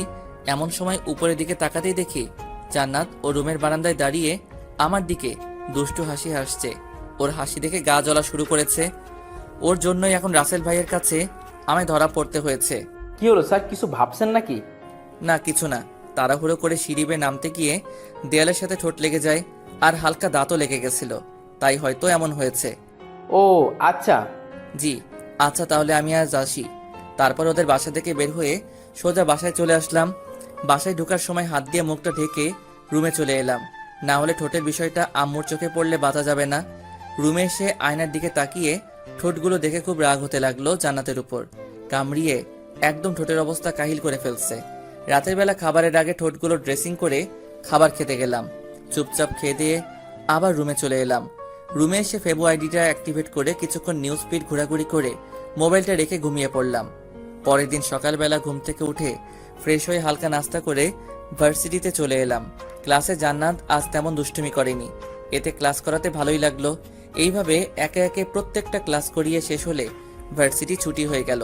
ভার্সিটি গেট দিয়ে বের হতে যাব, এমন সময় পিছন থেকে যেন বলল, স্যার একটু দাঁড়ান। পিছনে ফিরে দেখি সে আর কেউ না, জান্নাত। কখন থেকে ডাকছি, শুনতে পান না? কেন ডাকছো? বলেছিলাম না আপনাকে নিয়ে এক জায়গায় যাব, চলেন যাওয়া যাক। আমিও গতকাল বলে দিয়েছিলাম যে আমি পারবো না, আমার একটা জরুরি কাজ আছে। ওকে দাঁড়ান, ভাইয়াকে ফোন করে আসতে বলি, উনি এসে আপনাকে যাওয়ার জন্য রাজি করাবে। প্লিজ একটু বোঝার চেষ্টা করো। আপনি আমার সাথে যাবেন নাকি আমি ভাইয়াকে ফোন করে আসতে বলবো? ওকে চলো, তবে আমি বেশিক্ষণ তোমার সাথে থাকতে পারবো না। দেখা যাবে। বলে একটা রিক্সা ডেকে নিজে উঠে আমাকে উঠতে বলল। আমি তোমার সাথে এক রিক্সায় যেতে পারবো না। উঠবেন নাকি ভাইয়াকে? আরে উঠছি তো, খালি ভাইয়া ভাইয়া করো কেন? এই শপিং মলে চলেন তো। শপিং মলে কেন? একটু পরেই বুঝতে পারবেন, এখন চুপ করে বসে থাকেন। ওর কথা মতো চুপ করে বসে রইলাম। কিছুক্ষণ পর রিক্সা এসে থামলো একটা শপিং মলের সামনে। এরপর জান্নাত রিক্সা থেকে নেমে রিক্সা ভাড়াটা দিয়ে দিল। আমিও সাথে সাথে রিক্সা থেকে নেমে পড়লাম। তারপর জান্নাত আমাকে ধরে শপিং মলের ভিতরে নিয়ে আসলো। হাঁটতে হাঁটতে একসময় জান্নাত আমায় নিয়ে একটা শাড়ির দোকানে গিয়ে ঢুকলো আর দোকানদারকে কয়েকটা শাড়ি দেখাতে বলল। কিছুক্ষণ পর দোকানদার আমাদের সামনে কয়েকটা শাড়ি এনে রাখলেন আর একে একে সবকটা শাড়ি প্যাকেট থেকে খুলে দেখাতে লাগলেন। দেখেন তো কোন শাড়িটা নিব। তোমার যেটা ভালো লাগে সেটা নাও। আমায় জিজ্ঞেস করছো কেন? উফ, আপনিও না, আপনার পছন্দ করা শাড়ি ছাড়া আমি কি কোনোদিনও অন্য কোনো শাড়ি পরেছি? তো আমি তো অবাক। মেয়ে বলে কি আমার পছন্দ করা শাড়ি না ছাড়া নাকি সে কোনোদিন শাড়ি পরেনি, কিন্তু এই মেয়েকে তো এইসব ছোট ছোট ড্রেস না ছাড়া আমি কোনোদিন দেখেছি বলে মনে হয় না। স্যার, ম্যাডাম যখন বলেছেন তাহলে একটা শাড়ি পছন্দ করে দিন না। তাছাড়া আপনারই তো ওয়াইফ, বাইরের কেউ নাকি যে পছন্দ করে দেওয়া যাবে না? দোকানদার আমাকে উদ্দেশ্য করে বলল কথাগুলো। লোকটার কথা শুনে কি বলবো কিছুই বুঝতে পারছি না। জান্নাতের দিকে তাকিয়ে দেখি ও আমার দিকে তাকিয়ে মুচকি মুচকি হাসি হাসছে। এই মেয়ে তো দেখি আচ্ছা বদমাইশ। লোকটা আমাকে ওর স্বামী বানিয়ে ফেললো আর সে কিছুই বলছে না, উল্টা হাসছে। কি হলো, এত কি ভাবছেন? একটা শাড়ি পছন্দ করে দিন না। আর কোনো উপায় না পেয়ে ওকে একটা নীল কালারের শাড়ি দেখিয়ে বললাম, এটা নাও, তোমায় অনেক মানাবে। ওকে, তাহলে এই শাড়িটা প্যাক করে দেন। দোকানদার শাড়িটা প্যাক করে দিলে শাড়ির দাম দিয়ে জান্নাত আমায় নিয়ে বাইরে চলে আসলো। চলেন কোনো রেস্টুরেন্টে গিয়ে দুজন লাঞ্চ করে নিই। না, আমি বাসায় চলে যাব, তুমি গিয়ে লাঞ্চ করে নাও। আমি একা কি করে যাই? আপনাকেও আমার সাথে গিয়ে লাঞ্চ করতে হবে, চলেন। বলেই আমায় এক প্রকার জোর করে পাশের একটা রেস্টুরেন্টে নিয়ে আসলো। তারপর ওয়েটারকে ডেকে দুজনের জন্য কিছু খাবার অর্ডার দিল। কিছুক্ষণ পর ওয়েটার এসে দুজনকে খাবার দিয়ে গেল আর দুজন যার যার মতো খেতে লাগলাম। খাওয়া দাওয়া শেষ করে বিল মিটিয়ে দুজন বাহিরে চলে আসলাম। সব কাজ তো শেষ, এখন কি আমি বাসায় যেতে পারি? যেতে পারেন, তবে আজ একটু তাড়াতাড়ি পড়াতে আসবেন, ওকে? ওর কথার কোনো উত্তর না দিয়ে একটা রিক্সা নিয়ে সোজা বাসায় চলে আসলাম। বাসায় আসতে আম্মু এসে জিজ্ঞেস করলেন, আজ আসতে তো দেরি হলো কেন? আসলে একটু কাজ ছিল। আচ্ছা তুই ফ্রেশ হয়ে আয়, আমি টেবিলে তোর জন্য খাবার দিচ্ছি। আম্মু, আমি বাহির থেকে খেয়ে এসেছি। আচ্ছা তাহলে রুমে গিয়ে রেস্ট নে। আচ্ছা বলে সোজা রুমে চলে এলাম। রুমে এসে ফ্রেশ হয়ে বিছানায় শুয়ে শুয়ে কিছুক্ষণ ফেসবুকিং করতে লাগলাম। এইভাবে বিকালটা কেটে গেল। সন্ধ্যাবেলা জান্নাতকে পড়ানোর জন্য ওর বাসায় চলে এলাম। জান্নাতের রুমের কাছে এসে দরজাটা খুলে ভিতরে ঢুকে সামনে তাকাতেই আমি অবাক, কারণ সামনে জান্নাত শাড়ি পরা অবস্থায় দাঁড়িয়ে আছে। শাড়িতে ওকে ভীষণ সুন্দর লাগছে, কেন জানি ওর থেকে চোখ ফেরাতেই পারছি না। এক পলকে ওর দিকে তাকিয়ে আছি। কি হলো স্যার, এমন করে কি দেখছেন? হঠাৎ জান্নাতের কথায় বাস্তবে ফিরলাম। দেখি ও আমার দিকে দুষ্টুমি ভরা চোখে তাকিয়ে আছে। না মানে আসলে তোমাকে আজ শাড়িতে ভীষণ সুন্দর লাগছে বলেই জিভে কামড় দিলাম। হাই হাই, মুখ ফসকে কি বলে ফেললাম। এখন জান্নাত কি না কি ভাববে। কি সত্যিই আমার সুন্দর লাগছে? হুম। আপনার পছন্দ করা শাড়ি পরেছি যে, সুন্দর লাগবে না কেন? আজকে তাহলে পরবা না? পরবো তো। আর আপনি দাঁড়িয়ে আছেন কেন? বসেন। তারপর একটা চেয়ার টেনে টেবিলের পাশে গিয়ে বসে পড়লাম। জান্নাত একটা চেয়ার টেনে আমার সামনের চেয়ারে বসে পড়লো। তা আজ হঠাৎ শাড়ি পরলে যে, কোথাও যাওয়া নাকি? না, এমনিতেই পরেছি। ও আচ্ছা, তা গতকালের পড়া শিখা হয়েছে? হুম। ওকে, তাহলে আজকে নতুন কিছু পড়াই। একদিন না পড়লে কি মানে আজকে পরবো না। পড়বা না যখন তাহলে আগে বললেই তো হতো, আমি আর আসতাম না। ওকে, তাহলে আমি চলে যাই। না, আপনি কোথাও যেতে পারবেন না। তাহলে কি করব? বসা থেকে উঠে এসেই আমার কোলে বসে পড়লো আর বলল, কেন আমার সাথে আজ গল্প করবে? এটা কেমন অসভ্যতা? গল্প করবে যখন তাহলে আমার কোলে বসেছো কেন? কেন, আর কোথাও বসার জায়গা আছে নাকি? কেন বসার জন্য চেয়ার নেই? চেয়ারে গিয়ে বসো আর আমার কোল থেকে নামো। নামবো না। কি করবেন আপনি? দেখো তুমি কিন্তু বেশি বাড়াবাড়ি করে ফেলছো। কোথায় বাড়াবাড়ি করলাম? কোল থেকে নামো বলছি। কেন, আমায় আপনার ভালো লাগে না? দেখো তুমি আমার ছাত্রী, আমি কখনো তোমায় ওই নজরে দেখিনি। তো কি হয়েছে, এখন থেকে দেখবেন। বলেই আমার ডান হাতটা নিয়ে ওর কোমরের মধ্যে চেপে ধরলো। এবার রাগটা আর ধরে রাখতে পারলাম না। জান্নাতকে কোল থেকে উঠিয়ে ওর গালে ঠাস করে একটা চর মেরে দিলাম। চর খেয়ে জান্নাত গালে হাত দিয়ে আমার দিকে ছলো ছলো চোখে তাকিয়ে রইল। হয়তো আমার থেকে সে এটা আশা করেনি, কিন্তু ওর কাজকর্মের জন্য এটা ওর প্রাপ্যই ছিল। আপনি আমায় মারলেন? মেরেছি, বেশ করেছি। অনেকদিন ধরেই তোমার এইসব পাগলামিগুলো সহ্য করে এসেছি, কিন্তু আর না। একটা কথা মাথায় ঢুকিয়ে নাও, তুমি যাই করো না কেন, তোমায় আমি ভালোবাসতে পারবো না, কারণ তুমি আমার ছাত্রী। এর বেশি কিছু হওয়ার চেষ্টাও করবা না। কথাগুলো বলেই জান্নাতের রুম থেকে বেরিয়ে আসলাম। সিঁড়ি বেয়ে নিচে নামতেই দেখি আঙ্কেল সোফায় বসে আছেন। আমাকে নিচে নামতে দেখে জিজ্ঞেস করলেন, কি হলো বাবা, আজ এত তাড়াতাড়ি চলে যাচ্ছ যে? জান্নাতকে পড়াবা না? আসলে আঙ্কেল, আমার শরীরটা আজ বেশি ভালো না, তাই বাসায় চলে যাচ্ছি। শরীর খারাপ থাকলে পড়াতে আসলে কেন? ফোন করে বলে দিতেই পারতে যে আজ পড়াতে আসবে না। না মানে এদিক দিয়ে যাচ্ছিলাম, তাই ভাবলাম আর ফোন করার কি দরকার, বাসায় এসেই বলে যাই। আচ্ছা, তাহলে তুমি বাসায় যাও আর গিয়ে রেস্ট নাও। আচ্ছা, তাহলে আমি আজ আসি। তারপর জান্নাতের বাসা থেকে বের হয়ে সোজা আমাদের বাসায় চলে আসলাম। রুমে এসে বিছানায় বসে ভাবছি, জান্নাতকে চর মেরে কি ঠিক করলাম?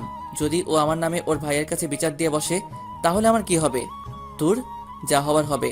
এত ভয় পেলে চলবে না। আর চরটা ওর প্রাপ্যই ছিল। দিন দিন ওর পাগলামিগুলো না হলে আরও বেড়ে যাবে। পারলে ওকে পরানোয় ছেড়ে দিব। ওই দিনের মতো রাতের খাবারটা খেয়ে রুমে এসে ঘুমিয়ে পড়লাম। পরের দিন সকালবেলা ঘুম থেকে উঠে ফ্রেশ হয়ে ভার্সিটিতে চলে এলাম। ক্লাসে বসে আছি, কিন্তু একজনকে আজ ক্লাসে দেখছি না। সে হলো জান্নাত। মেয়েটা হয়তো আজ ভার্সিটিতে আসেনি। কেন আসেনি এটাও আজ করতে পেরেছি। হয়তো গতকাল চরমারায় আজ রাগ করে ভার্সিটিতে আসেনি। না আসলে নাই, তাতে আমার কি। একের পর এক ক্লাস করাতে লাগলাম, কিন্তু আজ কিছুই ভালো লাগছে না। বারবার শুধু জান্নাতের দুষ্টুমিগুলো চোখের সামনে ভেসে উঠছে। ভার্সিটি ছুটি হলে বাসায় চলে আসলাম। রুমে এসে ফ্রেশ হয়ে খাওয়া দাওয়া করে রুমে এসে কিছুক্ষণ ঘুমিয়ে পড়লাম।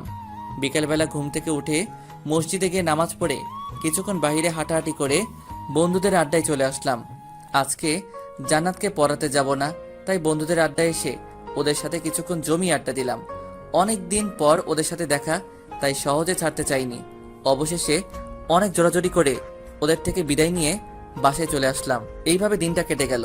পরের দিন ভার্সিটিতে গিয়ে ক্লাসে বসে আছি, কিন্তু জান্নাতকে আজও ক্লাসে দেখতে না পেয়ে কেন যেন মনটা খারাপ হয়ে গেল। গেলাম, একে একে সব ক্লাস শেষ হলে ভার্সিটিও ছুটি হয়ে গেল। ক্লাস থেকে বের হতে যাব, এমন সময় দেখি নীলা ম্যাডাম ভার্সিটির বারান্দায় দাঁড়িয়ে আছেন। মনে হয় কারো জন্য ওয়েট করছেন। আমি সেদিকে না তাকিয়ে চলে আসতে যাব, এমন সময় নীলা ম্যাডাম আমায় দেখতে পেয়ে ডাক দিয়ে দাঁড়াতে বললেন। এরপর আমার সামনে এসে দাঁড়িয়ে বললেন, চলো, তোমার সাথে আমার কিছু কথা আছে। বলেই আমার হাত ধরে ভার্সিটির পিছনে নিয়ে আসলেন। ভার্সিটির পিছনে এসে আমার সামনে দাঁড়িয়ে আমায় একটা ফুল দিয়ে উনি হুট করে প্রপোজ করে বসলেন। ওনার এমন কাজে আমি অনেকটা চমকে উঠলাম। কি বলবো ভেবে পাচ্ছি না। চুপ করে থাকলে হবে না, আমার প্রপোজের উত্তর চাই। মাফ করবেন প্লিজ, কারণ আমার আব্বু অনেক আগে থেকেই একজনের সাথে আমার বিয়ে ঠিক করে রেখেছেন। কার সাথে? নাম কি ওই মেয়েটার? এইসবের কিছুই আমি জানি না, শুধু এটাই জানি আব্বু ওনার এক বন্ধুর মেয়ের সাথে অনেক আগে থেকেই আমার বিয়ে ঠিক করে রেখেছেন। আমি সত্যি তোমায় ভালোবেসে ফেলেছি। প্লিজ তুমি আমায় বিয়ে করে নাও, কথা দিচ্ছি কখনো তোমায় কষ্ট দিব না। সরি, আমি আমার আব্বুর অমতে আপনাকে বিয়ে করতে পারবো না। আর তাছাড়াও বয়সে আপনি আমার অনেক বড় হবেন। আপনাকে কিভাবে আমি বিয়ে করি বলেন? বয়সে বড় বলে কি আমায় বিয়ে করা যাবে না? তা নয়, কিন্তু আব্বু যে একজনের সাথে আমার বিয়ে ঠিক করে রেখেছেন তার কি হবে? ওকে ফাইন, তোমার আব্বু যদি বলেন তাহলে তুমি আমায় বিয়ে করবে তো? সেটা কখনো হবে না ম্যাডাম, শুধু শুধু কষ্ট পাবেন না প্লিজ। আমি যাই, আমার একটু কাজ আছে বলেই ওনার সামনে থেকে চলে আসলাম। তারপর একটা রিক্সা নিয়ে সোজা বাসায় চলে আসলাম। বাসায় এসে ফ্রেশ হয়ে খাওয়া দাওয়া করে রুমে এসে ভাবতে লাগলাম নীলা ম্যাডামের ঘটনাটা। উনি যে আমায় এইভাবে প্রপোজ করে বসবেন আর বিয়ের কথা বলে উঠবেন তা ভাবতেও পারিনি। বিষয়টা নিয়ে যত ভাবছি তত মাথা ব্যথা বেড়ে যাচ্ছে। এইভাবে বিকালটা কোনো রকমে কেটে গেল। ভাবলাম আজ জান্নাতকে পড়াতে যাই, তাই রেডি হয়ে জান্নাতদের বাসায় চলে আসলাম। ওদের বাসায় এসে দেখি আঙ্কেল আর রাসেল ভাই সোফায় বসে আছেন আর কি নিয়ে যেন কথা বলছেন। আমাকে দেখেই আঙ্কেল আমায় ডাক দিলেন। জি আঙ্কেল, কিছু বলবেন? বাবা কি আর বলবো, আমার মেয়েটা যে কি হয়েছে ভেবেই পাচ্ছি না। যে মেয়ে সবসময় হাসি খুশি থাকতো আর দুষ্টুমি করে ঘর মাতিয়ে রাখতো, সে আজ নীরব প্রকৃতি হলো কি করে, এটা নিয়ে খুব চিন্তায় আছি। মানে কিছু বুঝলাম না আঙ্কেল। এই কয়েকদিন ধরে জান্নাত সবসময় ঘরের দরজা লাগিয়ে বসে থাকে। খাবারের সময় ডাক দিলে খাবার খায় না, কারোর সাথে তেমন কথা বলে না। সেই গতকাল রাতে হালকা কিছু খাবার খেয়েছে আর আজকে সারাদিন ধরে কিছুই খায়নি। ওর হঠাৎ এমন পরিবর্তন হওয়ার কারণ কি আমি ঠিক বুঝে উঠতে পারছি না। আব্বু, নিশ্চয়ই জান্নাতের সাথে কেউ খারাপ বিহেভ করেছে, না হলে ওকে কোনোভাবে কষ্ট দিয়েছে। একবার শুধু ওই শালাকে পাই, একেবারে মাটিতে গেড়ে ফেলবো। ওনার কথায় হালকা ভয় পেলেও তৎক্ষণাৎ নিজেকে সামলে নিয়ে বললাম, আপনি চিন্তা করবেন না আঙ্কেল, আমি দেখছি ওর কি হয়েছে। আর কিছুক্ষণ পর কাউকে দিয়ে ওর রুমে খাবার পাঠিয়ে দিয়েন, আমি ওকে খাওয়ানোর ব্যবস্থা করছি। কথাগুলো বলে সোজা জান্নাতের রুমের কাছে চলে এলাম। এসে দেখি ভিতর থেকে রুমের দরজা লাগানো, তাই দরজায় একটা টুকা দিলাম। কোনো রেসপন্স না পেয়ে আবার জোরে একটা টুকা দিলাম। কতবার বলবো আমি খাবো না, তারপরও কেন বারবার এসে বিরক্ত করছো? জান্নাত দরজা খুলো, আমি তোমার স্যার। কেন এসেছেন আপনি? চলে যান এখান থেকে। ওকে চলে যাব, তার আগে একবার দরজা খুলো, তোমার সাথে আমার কিছু কথা আছে। খুলবো না, আর আপনার সাথে আমি কোনো কথা বলতে চাই না। প্লিজ চলে যান এখান থেকে। ওকে, তাহলে আমি গেলাম নীলা ম্যাডামের কাছে। জানো, উনি আজ আমায় ভার্সিটিতে প্রপোজ করেছেন। ভাবছি ওনার প্রপোজালটা অ্যাকসেপ্ট করে নিব। কথাগুলো বলে জান্নাতের রুমের সামনে দাঁড়িয়ে রইলাম। কিছুক্ষণ পর জান্নাত দরজা খুলে দেখলো আমি ওর সামনেই দাঁড়িয়ে আছি। কিছু না বলে বিছানায় গিয়ে শুয়ে পড়লো। আমিও ভিতরে ঢুকে ওর বিছানার পাশে একটা চেয়ার টেনে বসে পড়লাম। সরি, আসলে ওই দিন তোমায় ইচ্ছা করে চড় মারতে চাইনি, রাগের মাথায় চড়টা মেরে ফেলেছিলাম। এখনো রেগে আছো আমার উপর? আচ্ছা, এই দেখো আমি কান ধরলাম, আর কখনো তোমায় মারবো না, প্রমিস। আরে বাবা, সরি বললাম তো। আর তুমি নাকি সকাল থেকে কিছুই খাও নাই, এটা কি সত্যি? কেন খাও নাই? আমার ইচ্ছা, আমি খাবো না, তাতে আপনার কি? ঠিকই তো, তুমি না খেলে আমার কি। ওকে, তাহলে আমি আর থেকে কি করব, চলে যাই নাকি? শোয়া থেকে উঠে আমার দিকে তাকালো আর বলল, আমায় কষ্ট দিতে আপনার ভালো লাগে তাই না? ওর চেহারা দেখে যেন ওকে চিনতেই পারছি না। এই 2 দিনে মেয়েটা এত শুকিয়ে গেছে, কি আর বলবো। আর চোখের নিচে হালকা কালিও জমে গেছে, আর চোখ দুটো লাল হয়ে আছে। মনে হয় এই 2টা দিন শুধু এক নাগাড়ে কেঁদেই পার করেছে। এই কি, তোমার চেহারার এই অবস্থা কেন? 2 দিনে কতটা শুকিয়ে গেছো, আর ঠিক মতো খাওয়া দাওয়া করো না কেন? হ্যাঁ, কিছু বলতে যাবে এমন সময় একটা মহিলা এসে টেবিলে খাবার রেখে গেল, আর যাওয়ার সময় বলে গেল, মামনি খাবারটা খেয়ে নিও। যাও, এখন হাত মুখ ধুয়ে এসে খাবার খেয়ে নাও। খাবো না। দেখো, পাগলামি করো না প্লিজ, খেয়ে নাও। বললাম তো খাবো না। বুঝেছি, এখন আমায় কি করতে হবে। বসা থেকে উঠে ওয়াশরুমে গিয়ে হাতটা ধুয়ে আবার ওর পাশে এসে বসে পড়লাম, আর প্লেট থেকে এক লোকমা খাবার নিয়ে ওর মুখের সামনে ধরে বললাম, হা করো, আমি তোমায় খাইয়ে দিচ্ছি। আমার খিদে নেই। চুপ, আর একটা কথা বলবা না। খেতে বলছি না, হা করো। ধমক শুনে ভয়ে ভয়ে হা করে ফেললো। আমিও ওকে এই সুযোগে খাবার খাইতে দিতে লাগলাম। একদম বাচ্চাদের মতো মুখ ফুলিয়ে খাচ্ছে। দেখে মনেই হবে না যে এই মেয়ে ভার্সিটিতে পড়ে। ওকে খাওয়ানো শেষ করে হাত ধুয়ে এসে ওকে জিজ্ঞেস করলাম, আজ কি পড়বা? বুঝেছি হয়তো পড়বে না। আচ্ছা তাহলে আমি যাই। আর হ্যাঁ, কাল কিন্তু ভার্সিটিতে যাবা। 2 দিন ধরে তো যাওয়া হচ্ছে না। নীলা ম্যাডাম কি সত্যি আপনাকে প্রপোজ করেছে? আরে না, তখন দরজা খোলার জন্য কথাটা বলেছিলাম। ও আচ্ছা তাহলে আমি যাই, আর কাল ভার্সিটিতে আসবা কিন্তু। বলেই ওর রুম থেকে বেরিয়ে আসলাম। নিচে আসতেই আঙ্কেল আমায় দেখে বললেন, জান্নাত খাবার খেয়েছে? জি আঙ্কেল, খেয়েছে। আর আজ না কেউ পড়বে না, তাই বাসায় চলে যাচ্ছি। যাক, মেয়েটা খাবার খেয়েছে তাহলে।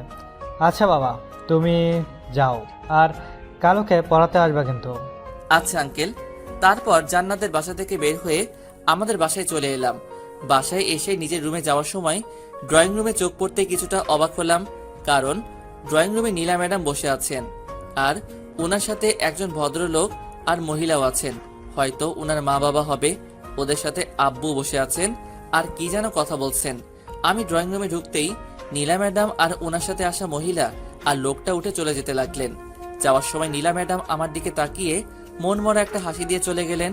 কিছু বুঝতে না পেরে আমি আব্বুর দিকে প্রশ্নবোধক দৃষ্টিতে তাকিয়ে জিজ্ঞেস করলাম, ওরা এইখানে কেন এসেছিল? মেয়েটা নাকি তোমায় ভালোবাসে, তাই ওর মা বাবাকে সাথে নিয়ে এসেছি তোমার সাথে ওর বিয়ে দেওয়ার জন্য। তুমি ওদের কি বলেছো?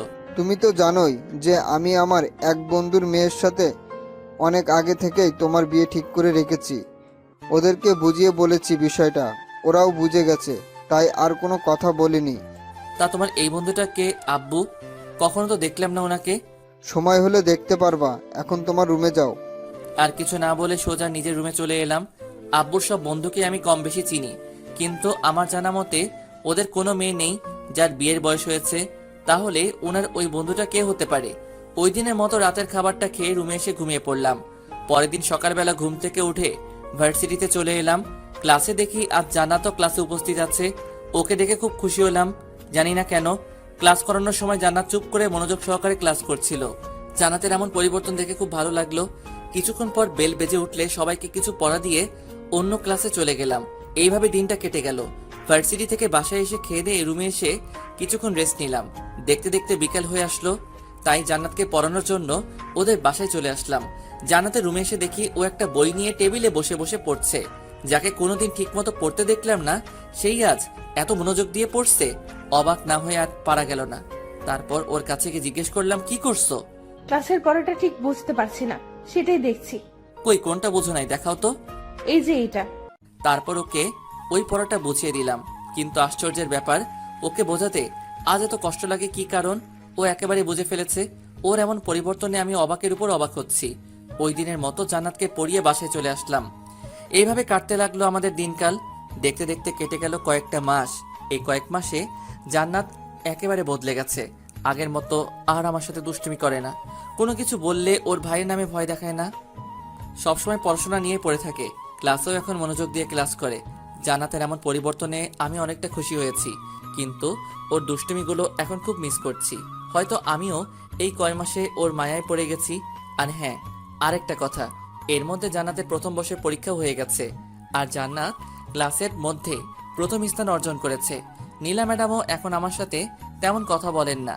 দেখা হলে মাঝে মধ্যে শুধু ভালো মন্দ জিজ্ঞেস করেন, এই আর কি। সবকিছুর মধ্যে দিয়ে ভালোই চলছিল দিনকাল। তারপর হঠাৎ একদিন রাতের বেলা টেবিলে বসে সবাই মিলে খাবার খাচ্ছি, এমন সময় আব্বু বললেন, তোমাকে তো আগে থেকেই বলে রাখা হয়েছে যে আমার বন্ধুর মেয়ের সাথে তোমার বিয়ে ঠিক করে রেখেছি আমি। এখন আমি চাচ্ছি তোমার বিয়ে দিয়ে বাড়িতে নতুন বৌমা আনতে। এত তাড়াতাড়ি বিয়েটা না দিলে হয় না? আর তাছাড়া তোমার মা সারাদিন একা একা বাড়িতে কত কাজ করে, একজন মানুষের দ্বারাই একা এত কাজ কিভাবে সম্ভব ভেবে দেখছো কোনোদিন? আর তাছাড়া আজ তুমি ভার্সিটিতে থাকাকালীন আমি বাসায় এসে দেখি তোমার আম্মুর শরীরটা বেশি ভালো না। শেষে ডাক্তার আনিয়ে জানতে পারলাম তোমার আম্মু প্রেশার লো হয়ে পড়েছিল। ডাক্তার কিছু ওষুধ লিখে দিয়েছে আর বলে গেছে বেশি কাজ না করতে। এখন এই পরিস্থিতিতে কি করা যায় তুমিই বলো? তাহলে একটা কাজের মেয়ে রেখে দিলেই তো হয়, সারাদিন আম্মুর সাথে কাজ করবে। আর কাজের মেয়ে রাখা গেলে অনেক আগেই রেখে দিতাম, কিন্তু বাইরের মানুষ কি কখনো এই বাড়িকে নিজের মতো করে দেখবে? তাই আমি চাচ্ছি তোমার বিয়ে দিয়ে বাড়িতে নতুন বৌমা আনতে, তাহলে তোমার আম্মুর কাজের কষ্টটা একটু কম হবে। কিন্তু কোনো কিন্তু টিন্তু শুনতে চাচ্ছি না। আমি যার সাথে তোমার বিয়ে ঠিক করে রেখেছি তাকেই তোমার বিয়ে করতে হবে। অন্য কাউকে বিয়ে করার কথা বললে আমরা তাকে মেনে নিব না। কিন্তু যার সাথে আমার বিয়ে হবে সে কে? তাকে তো কখনো দেখিনি, এমনকি চিনিও না। একজনের ব্যাপারে না জেনে শুনে তাকে বিয়ে করে ফেলবো? মেয়ে অনেক ভালো আর ভদ্র, আমার তাকে দেখা আছে, তোমাকে আর আলাদা করে দেখতে হবে না। তারপরও যদি... তুমি কিন্তু আমার মুখের উপর কথা বলা শুরু করে দিয়েছো। সরি। আর মেয়েটা ছোট থেকেই মা হারা, তাই আমরা চাচ্ছি তোমার সাথে ওকে বিয়ে দিয়ে একেবারে আমাদের কাছে রেখে দিই। ওকে, তোমার যেটা ভালো মনে হয়। এখন খাও, আর কিছুদিনের মধ্যেই তোমাদের বিয়ের কাজ শেষ করে ফেলবো। আর কিছু না বলে খাওয়া শেষ করে নিজের রুমে চলে আসলাম। সত্যি বলতে এই কয়দিনে জান্নাতের প্রতি আমিও একটু দুর্বল হয়ে পড়েছি, তাই বিয়ের কথা বলায় তখন আব্বুর কথায় রাজি হতে পারিনি। কিন্তু জান্নাত তো আমার ছাত্রী, ওর সাথে আমার কিভাবে? না, এইসব আর ভেবে লাভ নেই, যা হবার হবে। পরের দিন সকালবেলা ঘুম থেকে উঠে ফ্রেশ হয়ে নাস্তা করে নিলাম, তারপর রেডি হয়ে ভার্সিটিতে চলে এলাম। জান্নাতকে আজ ভীষণ খুশি খুশি লাগছে, জানি না কেন। এমনকি মেয়েটা ক্লাসেও সারাক্ষণ খুশি খুশি ভাব নিয়েছিল। আবার পরিবর্তন ঘটলো নাকি ওর? ভার্সিটি শেষে ওই দিনের মতো বাসায় চলে আসলাম। বাসায় এসে ফ্রেশ হয়ে খাওয়া দাওয়া করে রুমে এসে কিছুক্ষণ ঘুমিয়ে পড়লাম। সন্ধ্যাবেলা ঘুম থেকে উঠে হাত মুখ ধুয়ে জান্নাতকে পড়ানোর জন্য ওর বাসায় চলে এলাম। জান্নাতের রুমে এসে দেখি জান্নাত কি যেন ভাবছে আর একা একা হাসছে। মেয়েটা পাগল হলো না তো? ধ্যান ভেঙে সামনে তাকিয়ে আমায় দেখতে পেয়ে বসা থেকে উঠে দাঁড়ালো। দাঁড়িয়েছেন কেন, বসেন। কিছু না বলে একটা চেয়ার টেনে বসে পড়লাম। জান্নাত একটা চেয়ার টেনে আমার সামনাসামনি বসে পড়লো। আচ্ছা জান্নাত, একটা কথা বলি। জি বলেন। আজ তোমায় এত খুশি খুশি লাগছে কেন? আজ কি কোনো বিশেষ দিন যার জন্য তুমি এত খুশি? আজ আমি অনেক খুশি, তবে আজ কোনো বিশেষ দিন নয়। খুব শীঘ্রই সেই বিশেষ দিনটা আসতে চলেছে। সেই বিশেষ দিনটা কি জানতে পারি? না, এখন বলা যাবে না। ওকে থাক, বলতে হবে না। এখন বই বের করো। তারপর জান্নাতকে কিছুক্ষণ পড়িয়ে ছুটি দিয়ে দিলাম। জান্নাতের বাসা থেকে বের হয়ে আসতে যাব, এমন সময় ড্রয়িং রুম থেকে আঙ্কেল আমায় ডাক দিলেন। আমিও চুপচাপ ওনার সামনে গিয়ে দাঁড়ালাম। জি আঙ্কেল, কিছু বলবেন? এই নাও তোমার এই মাসের টাকা, কাল থেকে তুমি আর জান্নাতকে পড়াতে আসবে না। আমি কি ঠিক মতো পড়াতে পারি না আঙ্কেল, যার জন্য আপনি আমায় বিদায় করে দিচ্ছেন? আরে সেরকম কিছুই না, আসলে জান্নাতের বিয়ে ঠিক হয়ে গেছে, তাই তোমাকে তোমার বেতনটা দিয়ে দিলাম।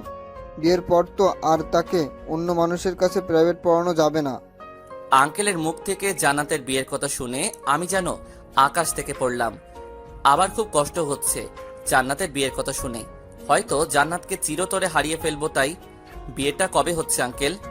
সপ্তাহের মধ্যেই বিয়ের তারিখ নির্ধারিত করা হবে। বিয়ের কার্ড এখনো ছাপানো হয়নি, তবে ছাপিয়ে তোমার বাসায় অবশ্যই বিয়ের কার্ড পাঠানো হবে। তোমাকে কিন্তু বিয়েতে অবশ্যই আসতে হবে। জি আঙ্কেল, অবশ্যই আসবো। আজ তাহলে আমি আসি, ভালো থাকবেন। আসসালামু আলাইকুম। কথাগুলো বলেই জান্নাতের বাসা থেকে বেরিয়ে আসলাম। রাস্তা দিয়ে হাঁটছি আর জান্নাতের দুষ্টুমিগুলোর স্মৃতি মনে করছি। হয়তো আর কোনোদিন জান্নাতের সাথে দেখা হবে না, এমনকি ওর দুষ্টুমিগুলোও আর দেখতে পাবো না। খুব মিস করব জান্নাতকে আর ওর দুষ্টুমি মাখা দিনগুলোকে। ভাবতে ভাবতে চোখের কোণায় কখন যে পানির ফোঁটা চলে এসেছে খেয়ালই নেই। ওই দিন রাস্তায় রাস্তায় ঘুরে বেড়াতে লাগলাম। বাসায় এলাম একদম শেষ রাত্রে। এসেই আম্মুর বকা শুনতে হলো, কিন্তু সেই দিকে আমার কোনো ধ্যান নেই। শুধু জান্নাতকে নিয়ে ভেবে চলেছি আমি। ওই দিন রাতের খাবার না খেয়ে ঘুমিয়ে পড়লাম। আম্মু অনেকবার জিজ্ঞেস করেছিল কি হয়েছে আমার। আমিও বলে দিয়েছি শরীরটা বেশি ভালো না, তাই খাবো না। এইভাবে কেটে গেল আরো কিছুদিন। জান্নাত এখন সবসময় হাসি খুশি থাকে। একবার ভেবেছিলাম ওকে নিজের মনের কথাটা বলে দিব, কিন্তু তার হাসি খুশি চেহারাটা দেখে তাকে আর কষ্ট দিতে মন চায়নি। ওই দিন রাতে খাবার শেষে আব্বু আমায় ডেকে বললেন 2 সপ্তাহ পর নাকি আমার বিয়ে। আম্মুর কথা ভেবে আর আব্বুর মুখের উপর কিছু বলতে না পেরে আমিও বাধ্য হয়ে বিয়েতে রাজি হয়ে গেলাম। 1 সপ্তাহ পর ভার্সিটি শেষে বাসায় ফিরছিলাম। এমন সময় একটা পার্কের ভিতর চোখ পড়তেই চোখ আটকে গেল। দেখলাম জান্নাত একটা ছেলের হাত ধরে পার্কে ঘুরে বেড়াচ্ছে। হঠাৎ জান্নাতের চোখ পড়ল আমার দিকে, ছেলেটাকে নিয়ে আমার দিকে আসছে। আমি এই দৃশ্য দেখে আর ওইখানে দাঁড়ালাম না, চলে আসতে যাব। এমন সময় পিছন থেকে কে যেন বলল, স্যার একটু দাঁড়ান। দাঁড়িয়ে গেলাম আর পিছনে ফিরে দেখি সে আর কেউ না, জান্নাত। জান্নাত আমার কাছে এসে বলতে লাগলো, কি হলো স্যার, আমায় দেখে পালাচ্ছিলেন কেন? কই তোমায় দেখে পালাচ্ছি? আর তুমি যে এইখানে আমি দেখিনি। একদম মিথ্যা বলবেন না, আমি দেখেছি আপনি অনেকক্ষণ ধরে এখানে দাঁড়িয়ে থেকে আমায় দেখছিলেন। না, আসলে তুমি ভুল দেখেছো। আমি তো এইমাত্র এদিক দিয়ে যাচ্ছিলাম, এমন সময় তুমি আমায় ডাক দিয়ে দাঁড়াতে বললে। হতেও পারে। তা এদিক দিয়ে কোথায় যাচ্ছেন? এই তো বাসায় যাচ্ছি। তা তুমি এখানে কি করছো? আর তোমার সাথে এই ছেলেটা কে? অনেকদিন ধরে কোথাও ঘোরা হচ্ছে না, তাই একটু ঘুরতে আসলাম আর কি। আর ওর সাথে আপনার পরিচয় করিয়ে দেই, এ হচ্ছে আমার হবু বর। আর সানি, এ হচ্ছে আমার প্রাইভেট টিচার। আগে উনিই আমায় প্রাইভেট পড়াতেন। ও, অনেক মানিয়েছে তোমরা দুজনকে। কথাটা হাসি মুখে বললেও কেন জানি মনে খুব আঘাত পেলাম। মনে হচ্ছে কেউ চুরি দিয়ে কলিজা কেটে নিয়ে যাচ্ছে। স্যার, 2 দিন পর আমার বিয়ে, আপনাকে কিন্তু বিয়েতে অবশ্যই আসতে হবে। আচ্ছা, আসবো। এখন তাহলে আমি যাই, বাসায় একটু কাজ আছে। আচ্ছা, তাহলে যান। তারপর ওইখান থেকে সোজা বাসায় চলে আসলাম। এসেই রুমে গিয়ে দরজা লাগিয়ে বিছানায় শুয়ে পড়লাম। জান্নাতকে আজ ওই ছেলেটার সাথে দেখে খুব কষ্ট লাগছে। কয়দিন পর জান্নাত অন্য কারো হয়ে যাবে হয়তো, আর তার সাথে তেমন কোনো কথা হবে না। কিছুক্ষণ পর আম্মু এসে খাওয়ার জন্য ডাকতে লাগলেন। কিছুই ভালো লাগছে না, তাই আম্মুকে বললাম আমি বাহির থেকে খেয়ে এসেছি, তোমরা খেয়ে নাও। ওই দিনের মতো রাতে হালকা কিছু খেয়ে ঘুমিয়ে পড়লাম। পরের দিন সকালবেলা ঘুম থেকে উঠে ভার্সিটিতে চলে এলাম। আজ জান্নাতকে ক্লাসে দেখতে পেলাম না, হয়তো ভার্সিটিতে আসেনি। 2 দিন পর তার বিয়ে, ভার্সিটিতে এসে কি বা করবে। ভার্সিটি শেষে দুপুরবেলা বাসায় আসলাম। বাসায় এসে ফ্রেশ হয়ে খেতে বসবো, এমন সময় হঠাৎ বাসার কলিং বেল বেজে উঠল। দরজা খুলে দেখি একটা কালো কোট পরা লোক দাঁড়িয়ে আছে। জি, কাকে চাই আপনার? এটা কি তামিম আহমেদের বাসা? ওনাকে একটু ডেকে দিন তো। জি, আমি তামিম আহমেদ, বলেন কি বলবেন? এই নিন স্যার, আপনার জন্য বিয়ের কার্ড পাঠিয়েছে। বিয়ের কার্ড? কার বিয়ে? আর আপনিই বা কে? আমি আমজাদ সাহেবের লোক, আর এটা ওনার মেয়ে মানে জান্নাত ম্যাডামের বিয়ের কার্ড। আগামীকাল জান্নাত ম্যাডামের বিয়ে, আপনাকে স্যার আসতে বলেছেন। আচ্ছা, এখন তাহলে আমি আসি। জান্নাতের বিয়ের কার্ড? কথাটা শুনে কিছুক্ষণ চুপ করে দাঁড়িয়ে রইলাম। তাহলে বিয়েটা একেবারে ফাইনাল?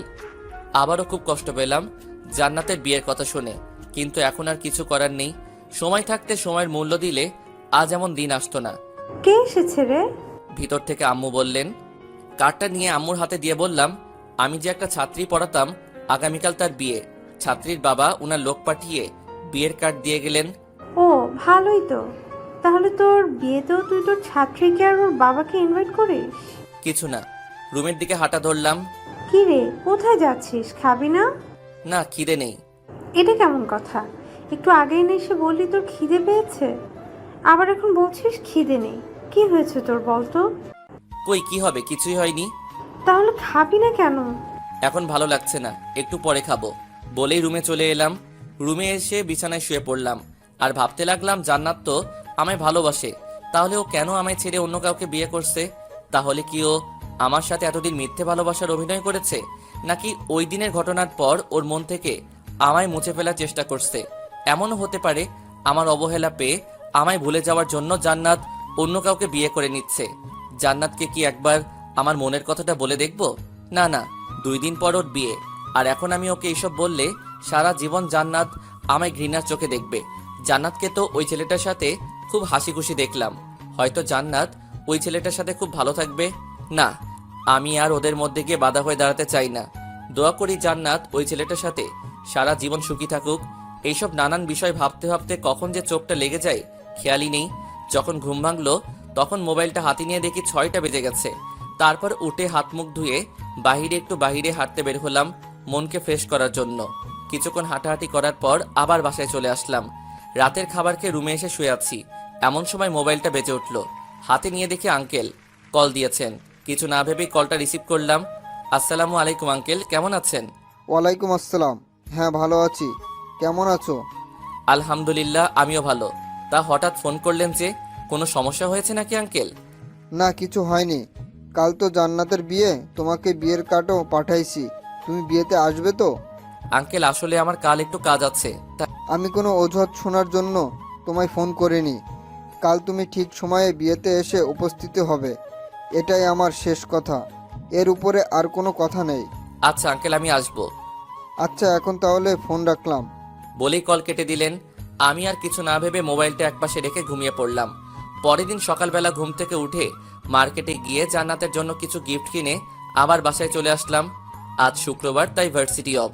তারপর রেডি হয়ে আম্মুকে বলে জান্নাতের বাড়িতে চলে আসলাম। আসলে আসার কোনো ইচ্ছা ছিল না, কিন্তু না আসলে আবার আঙ্কেল মন খারাপ করবে, তাই আসতে হলো। এসেই প্রথমে আঙ্কেলের সাথে দেখা করলাম। আমি এসেছি দেখে আঙ্কেল অনেক খুশি হয়েছেন। বাসাটা আজ খুব সুন্দর করে সাজানো হয়েছে। একমাত্র মেয়ের বিয়ে বলে কথা, কিন্তু আসার পর থেকে জান্নাতকে কোথাও দেখতে পেলাম না। হয়তো ওর রুমেই আছে, আর বিয়ের জন্য ওকে তৈরি করা হচ্ছে। কিছুক্ষণের মধ্যে বিয়ে বাড়ির সবাইকে খাওয়ানো শুরু করা হলো। সবাইকে খাওয়ানো শেষ করে বিয়ের কাজ শুরু হলো। এতক্ষণে বড় এসে পড়েছে। বরকে স্টেজে বসানো হয়েছে। এর কিছুক্ষণ পর একটা কোণের সাজে মেয়েকে এনে বরের কাছে বসানো হলো। এটাই হয়তো জান্নাত, কিন্তু আফসোস ওর মুখ শেষবারের মতো আর দেখতেও পেলাম না। কিছুক্ষণের মধ্যে বিয়ের সব কাজ শেষ করে জান্নাতকে বরের সাথে বিদায় করে দেওয়া হলো। চোখের সামনেই জান্নাতের বিয়ে হয়ে গেছে, অথচ আমি নীরব দর্শকের মতো সব দেখে গেলাম। কিছুই করতে পারলাম না। ভাবতেই বুকটা কেঁপে উঠল। ওইখানে আর 1 মিনিটও দাঁড়ালাম না, সোজা বাসায় চলে আসলাম। ওইখানে থাকলে হয়তো আরো কষ্ট পাবো। রুমে এসে দরজাটা লাগিয়ে দিয়ে বিছানায় শুয়ে শব্দহীন কান্না করতে লাগলাম। এখন আর কেঁদেও লাভ নেই, যা হবার তা তো হয়েই গেছে। কিছুক্ষণ পর হঠাৎ মোবাইলে একটা কল আসলো। হাতে নিয়ে দেখি আঙ্কেল কল করেছেন। কিছু না ভেবে কলটা রিসিভ করলাম। আসসালামু আলাইকুম আঙ্কেল। ওয়ালাইকুম আসসালাম। বাবা, তুমি এখন কোথায় আছো? এই তো বাসায়। কেন আঙ্কেল, কোনো সমস্যা হয়েছে নাকি? সে কি, তুমি বাসায় চলে গেলে অথচ আমায় একবারও জানিয়ে গেলে না? আসলে আঙ্কেল, মাথা ব্যথার কারণে বাসায় চলে এসেছি, তাই আপনাকে বলে আসতে ভুলেই গেছিলাম। প্লিজ কিছু মনে করবেন না আঙ্কেল। ও, এই ব্যাপার, তাহলে ঠিক আছে। আচ্ছা, এখন তাহলে রাখি। ফোন কেটে দেওয়ার পর মোবাইলটা একপাশে রেখে ঘুমিয়ে পড়লাম। দেখতে দেখতে কেটে গেল আরো 1 সপ্তাহ। আজকে আমার বিয়ে। সকাল থেকে বাড়িতে আত্মীয় স্বজনদের ভিড় লেগে আছে। বন্ধুরা অনেক আগে এসে পড়েছে, আর এসেই বাড়ির টুকটাক কাজে লেগে পড়েছে। বাড়িটাও আজ সুন্দর করে সাজানো হয়েছে। দুপুরবেলা রুমে বসে আছি, এমন সময় আম্মু এসে বললেন গোসল করে রেডি হয়ে এই শেরওয়ানিটা পরে নিতে। আমিও বাধ্য ছেলের মতো ওয়াশরুমে গিয়ে গোসল করে বাহিরে এসে শেরওয়ানিটা পরে রেডি হয়ে নিলাম। কিছুক্ষণ পর বন্ধুরা রুমে এসে আমায় নিয়ে বাহিরে এসে একটা বিয়ের গাড়িতে বসিয়ে দিল। সাথে আমার কয়েকজন বন্ধুও আমার সাথে গাড়িতে উঠে বসলো। কিছুক্ষণ পর গাড়ি এসে একটা বিশাল বড় হোটেলের সামনে থামলো। এরপর বন্ধুরা আমায় নিয়ে সেই হোটেলের ভিতরে চলে এলো। কিছুক্ষণ পর বিয়েতে আসা লোকদেরকে খাওয়ানো শুরু করা হলো। একে একে সবাই খেয়ে চলে যেতে লাগলো। আর এদিকে ভার্সিটির কয়েকজন স্যার ম্যাডামরা আমায় এসে বিয়ের শুভেচ্ছা জানাতে লাগলো। ভার্সিটির সব স্যার ম্যাডামদের আমি বিয়েতে ইনভাইট করেছি। বিয়েতে আসা লোকদেরকে খাওয়ানো শেষ হলে বিয়ের কাজ শুরু করা হলো। কাজী এসে আমায় কবুল বলতে বললেন, সাথে একটা পেপারে সাইন করতে বললেন। আমিও ওনার কথা মতো 3 বার কবুল বলে পেপারটাই সাইন করে দিলাম। তারপর কাজী চলে গেলেন কনের কাছে। কিছুক্ষণ পর শুনতে পেলাম কনেও কবুল বলে দিয়েছে, আর বিয়েটাও হয়ে গেছে। এরপর কাজী সবাইকে দোয়ায় শরিক হতে বললেন। দোয়া করা শেষ হলে বউকে নিয়ে বাসায় চলে আসলাম। নতুন বউকে দেখার জন্য বাড়িতে মানুষের ভিড় লেগে আছে। একে একে সবাই এসে নতুন বউকে দেখে যেতে লাগলো। আর আমার বন্ধুরা আমায় নিয়ে ছাদে চলে আসলো। ছাদে এসে বন্ধুরা আড্ডায় মেতে উঠলো, আর আড্ডার ফাঁকে মাঝে মধ্যে আমায় নিয়ে হাসাহাসি করছে। বাসরাত কিভাবে কাটাবি, কি কি করবি, ইত্যাদি ইত্যাদি। ওদের এসব কথায় আমি কিছু না বলে চুপ করে আছি। দেখতে দেখতে চারদিকে অন্ধকার ঘনিয়ে আসলো।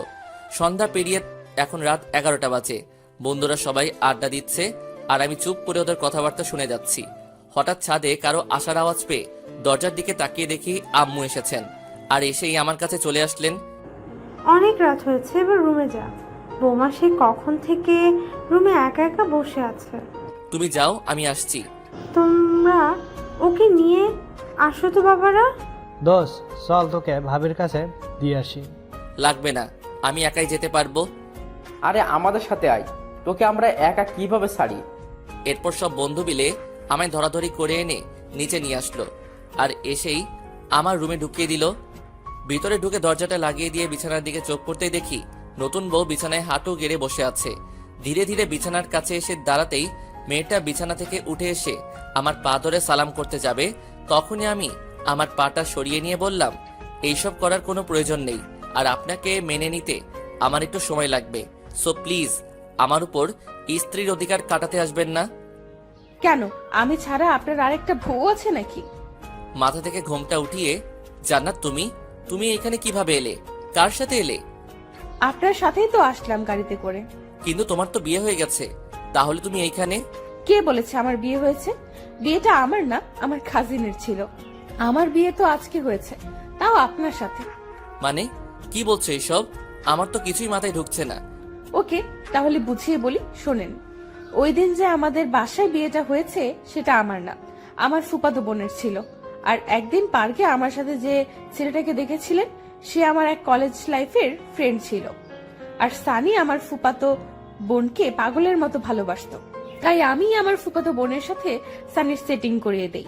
তারপর দুই পরিবার মিলে ওদের বিয়ে ঠিক করে, আর আমি আব্বুকে বলে ওদের বিয়েটা আমাদের বাসায় করানোর জন্য রিকোয়েস্ট করি, আর আব্বু আমার কথায় রাজি হয়ে যান। কিন্তু আঙ্কেল যে আমাকে তোমার বিয়ের কার্ড পাঠিয়ে দিলেন সেটা কি? আপনি ওই কার্ডটা খুলে দেখেছেন? না। দেখলে তো সব বুঝতে পারতেন, কিন্তু আপনি তো কার্ডটা ভালো করে খুলেই দেখেন নাই। এসব পরে বুঝবো, আগে বলো তোমার সাথে আমার বিয়ে হলো কিভাবে? কিভাবে কি হলো? আমি তো কিছুই বুঝতে পারছি না। ওকে শুনুন, আপনার আব্বুর বন্ধুর মেয়েকে আপনি কখনো দেখেছেন? না, কিন্তু তুমি। বলছি আমি হলাম আপনার আব্বুর বন্ধুর মেয়ে, মানে আমার আব্বু আর আপনার আব্বু দুজন বেস্ট ফ্রেন্ড। আব্বু আপনাকে অনেক আগে থেকেই চিনে, কিন্তু আপনি চেনেন না। তারপর আপনি যেদিন প্রথম আমায় প্রাইভেট পড়াতে আসলেন তখনই আব্বু আপনাকে দেখে চিনে ফেলেছিল। এরপর আপনি চলে যাওয়ার পর আব্বু এসে আমায় আপনার ব্যাপারে সব বলে। আমি আগে থেকে জানতাম যে আমার বিয়ে আব্বুর এক বন্ধুর ছেলের সাথে ঠিক করা, কিন্তু সেই ছেলে যে আপনি এটা জানতাম না। আর ভার্সিটিতে আপনাকে ওই দিন নীল শার্টে দেখেই আপনার উপর ক্রাশ খাই। তারপর আব্বুর থেকে আপনার ব্যাপারে সব শুনে আপনাকে মনে মনে ভালোবাসতে শুরু করি, আর আব্বুকে নিষেধ করে দেই যে আপনাকে যেন এই বিষয়ে কিছু না বলে। কিন্তু আপনি একটা আস্ত বোকা, কিছুতেই আমার ভালোবাসাটা বুঝতে চান না। তাই তো আপনাকে আমি সব সময় ভাইয়ার ভয় দেখিয়ে নিজের বশে রাখার চেষ্টা করতাম।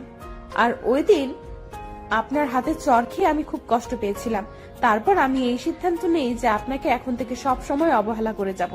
এতে যদি আপনি আমার ভালোবাসাটা বুঝতে পেরে আমায় ভালোবাসি কথাটা বলে দেন তাহলে আমি সব মেনে নিব, কিন্তু আপনি কিছুতেই বললেন না। তাই অবশেষে আমি এই প্ল্যানটা করি। এতে আব্বু আমায় হেল্প করেছে। তার মানে তোমরা সবাই আমার নিয়ে এতদিন গেম খেললে? জানো তোমার বিয়ের কথা শুনে আমি কতটা কষ্ট পেয়েছিলাম? ও মা, কেন? কারণ এই কয়দিনে আমিও তোমায় ভালোবেসে ফেলেছি, কিন্তু তোমার বিয়ের কথা শুনে তোমাকে আর কিছু বলার সাহস পাইনি। যদি তুমি আমায় ভুল বোঝো তাই। নিজেই শুধু কষ্ট পেয়েছেন, আমি পাইনি মনে হয়। ওকে, তুমি বেশি কষ্ট পেয়েছো। এবার কি আমরা সবকিছু ভুলে নতুন করে জীবন শুরু করতে পারি না? ওকে, তবে আমার একটা শর্ত আছে, সেটা আপনাকে মানতে হবে। কি শর্ত? এখন থেকে আমায় অনেক ভালোবাসতে হবে, কখনো কষ্ট দিতে পারবেন না। আমার কানের কাছে ওর মুখ এনে এখন থেকে তোমায় অনেক ভালোবাসবো, কখনো কষ্ট দিব না, প্রমিস। তাহলে এখন শুরু করি। কি? ওই যে বাসরাতে মানুষ যা করে। কি করে? দাঁড়ান দেখাচ্ছি। তার আগে আপনার পাঠক পাঠিকাদের বিদায় করেন, না হলে কিন্তু আমি ভাইয়াকে ডাক দিব। থাক, আজকে আর ভাইয়াকে ডাক দিতে হবে না, আমি এদেরকে যেতে বলছি। ভাইয়া আর আপুরা অনেক তো শুনলেন আমাদের কথাবার্তা, এখন কি আমাদের শান্তিতে বাসরটাও করতে দিবেন না? গল্প এখানেই শেষ, এখন আপনারা যেতে পারেন।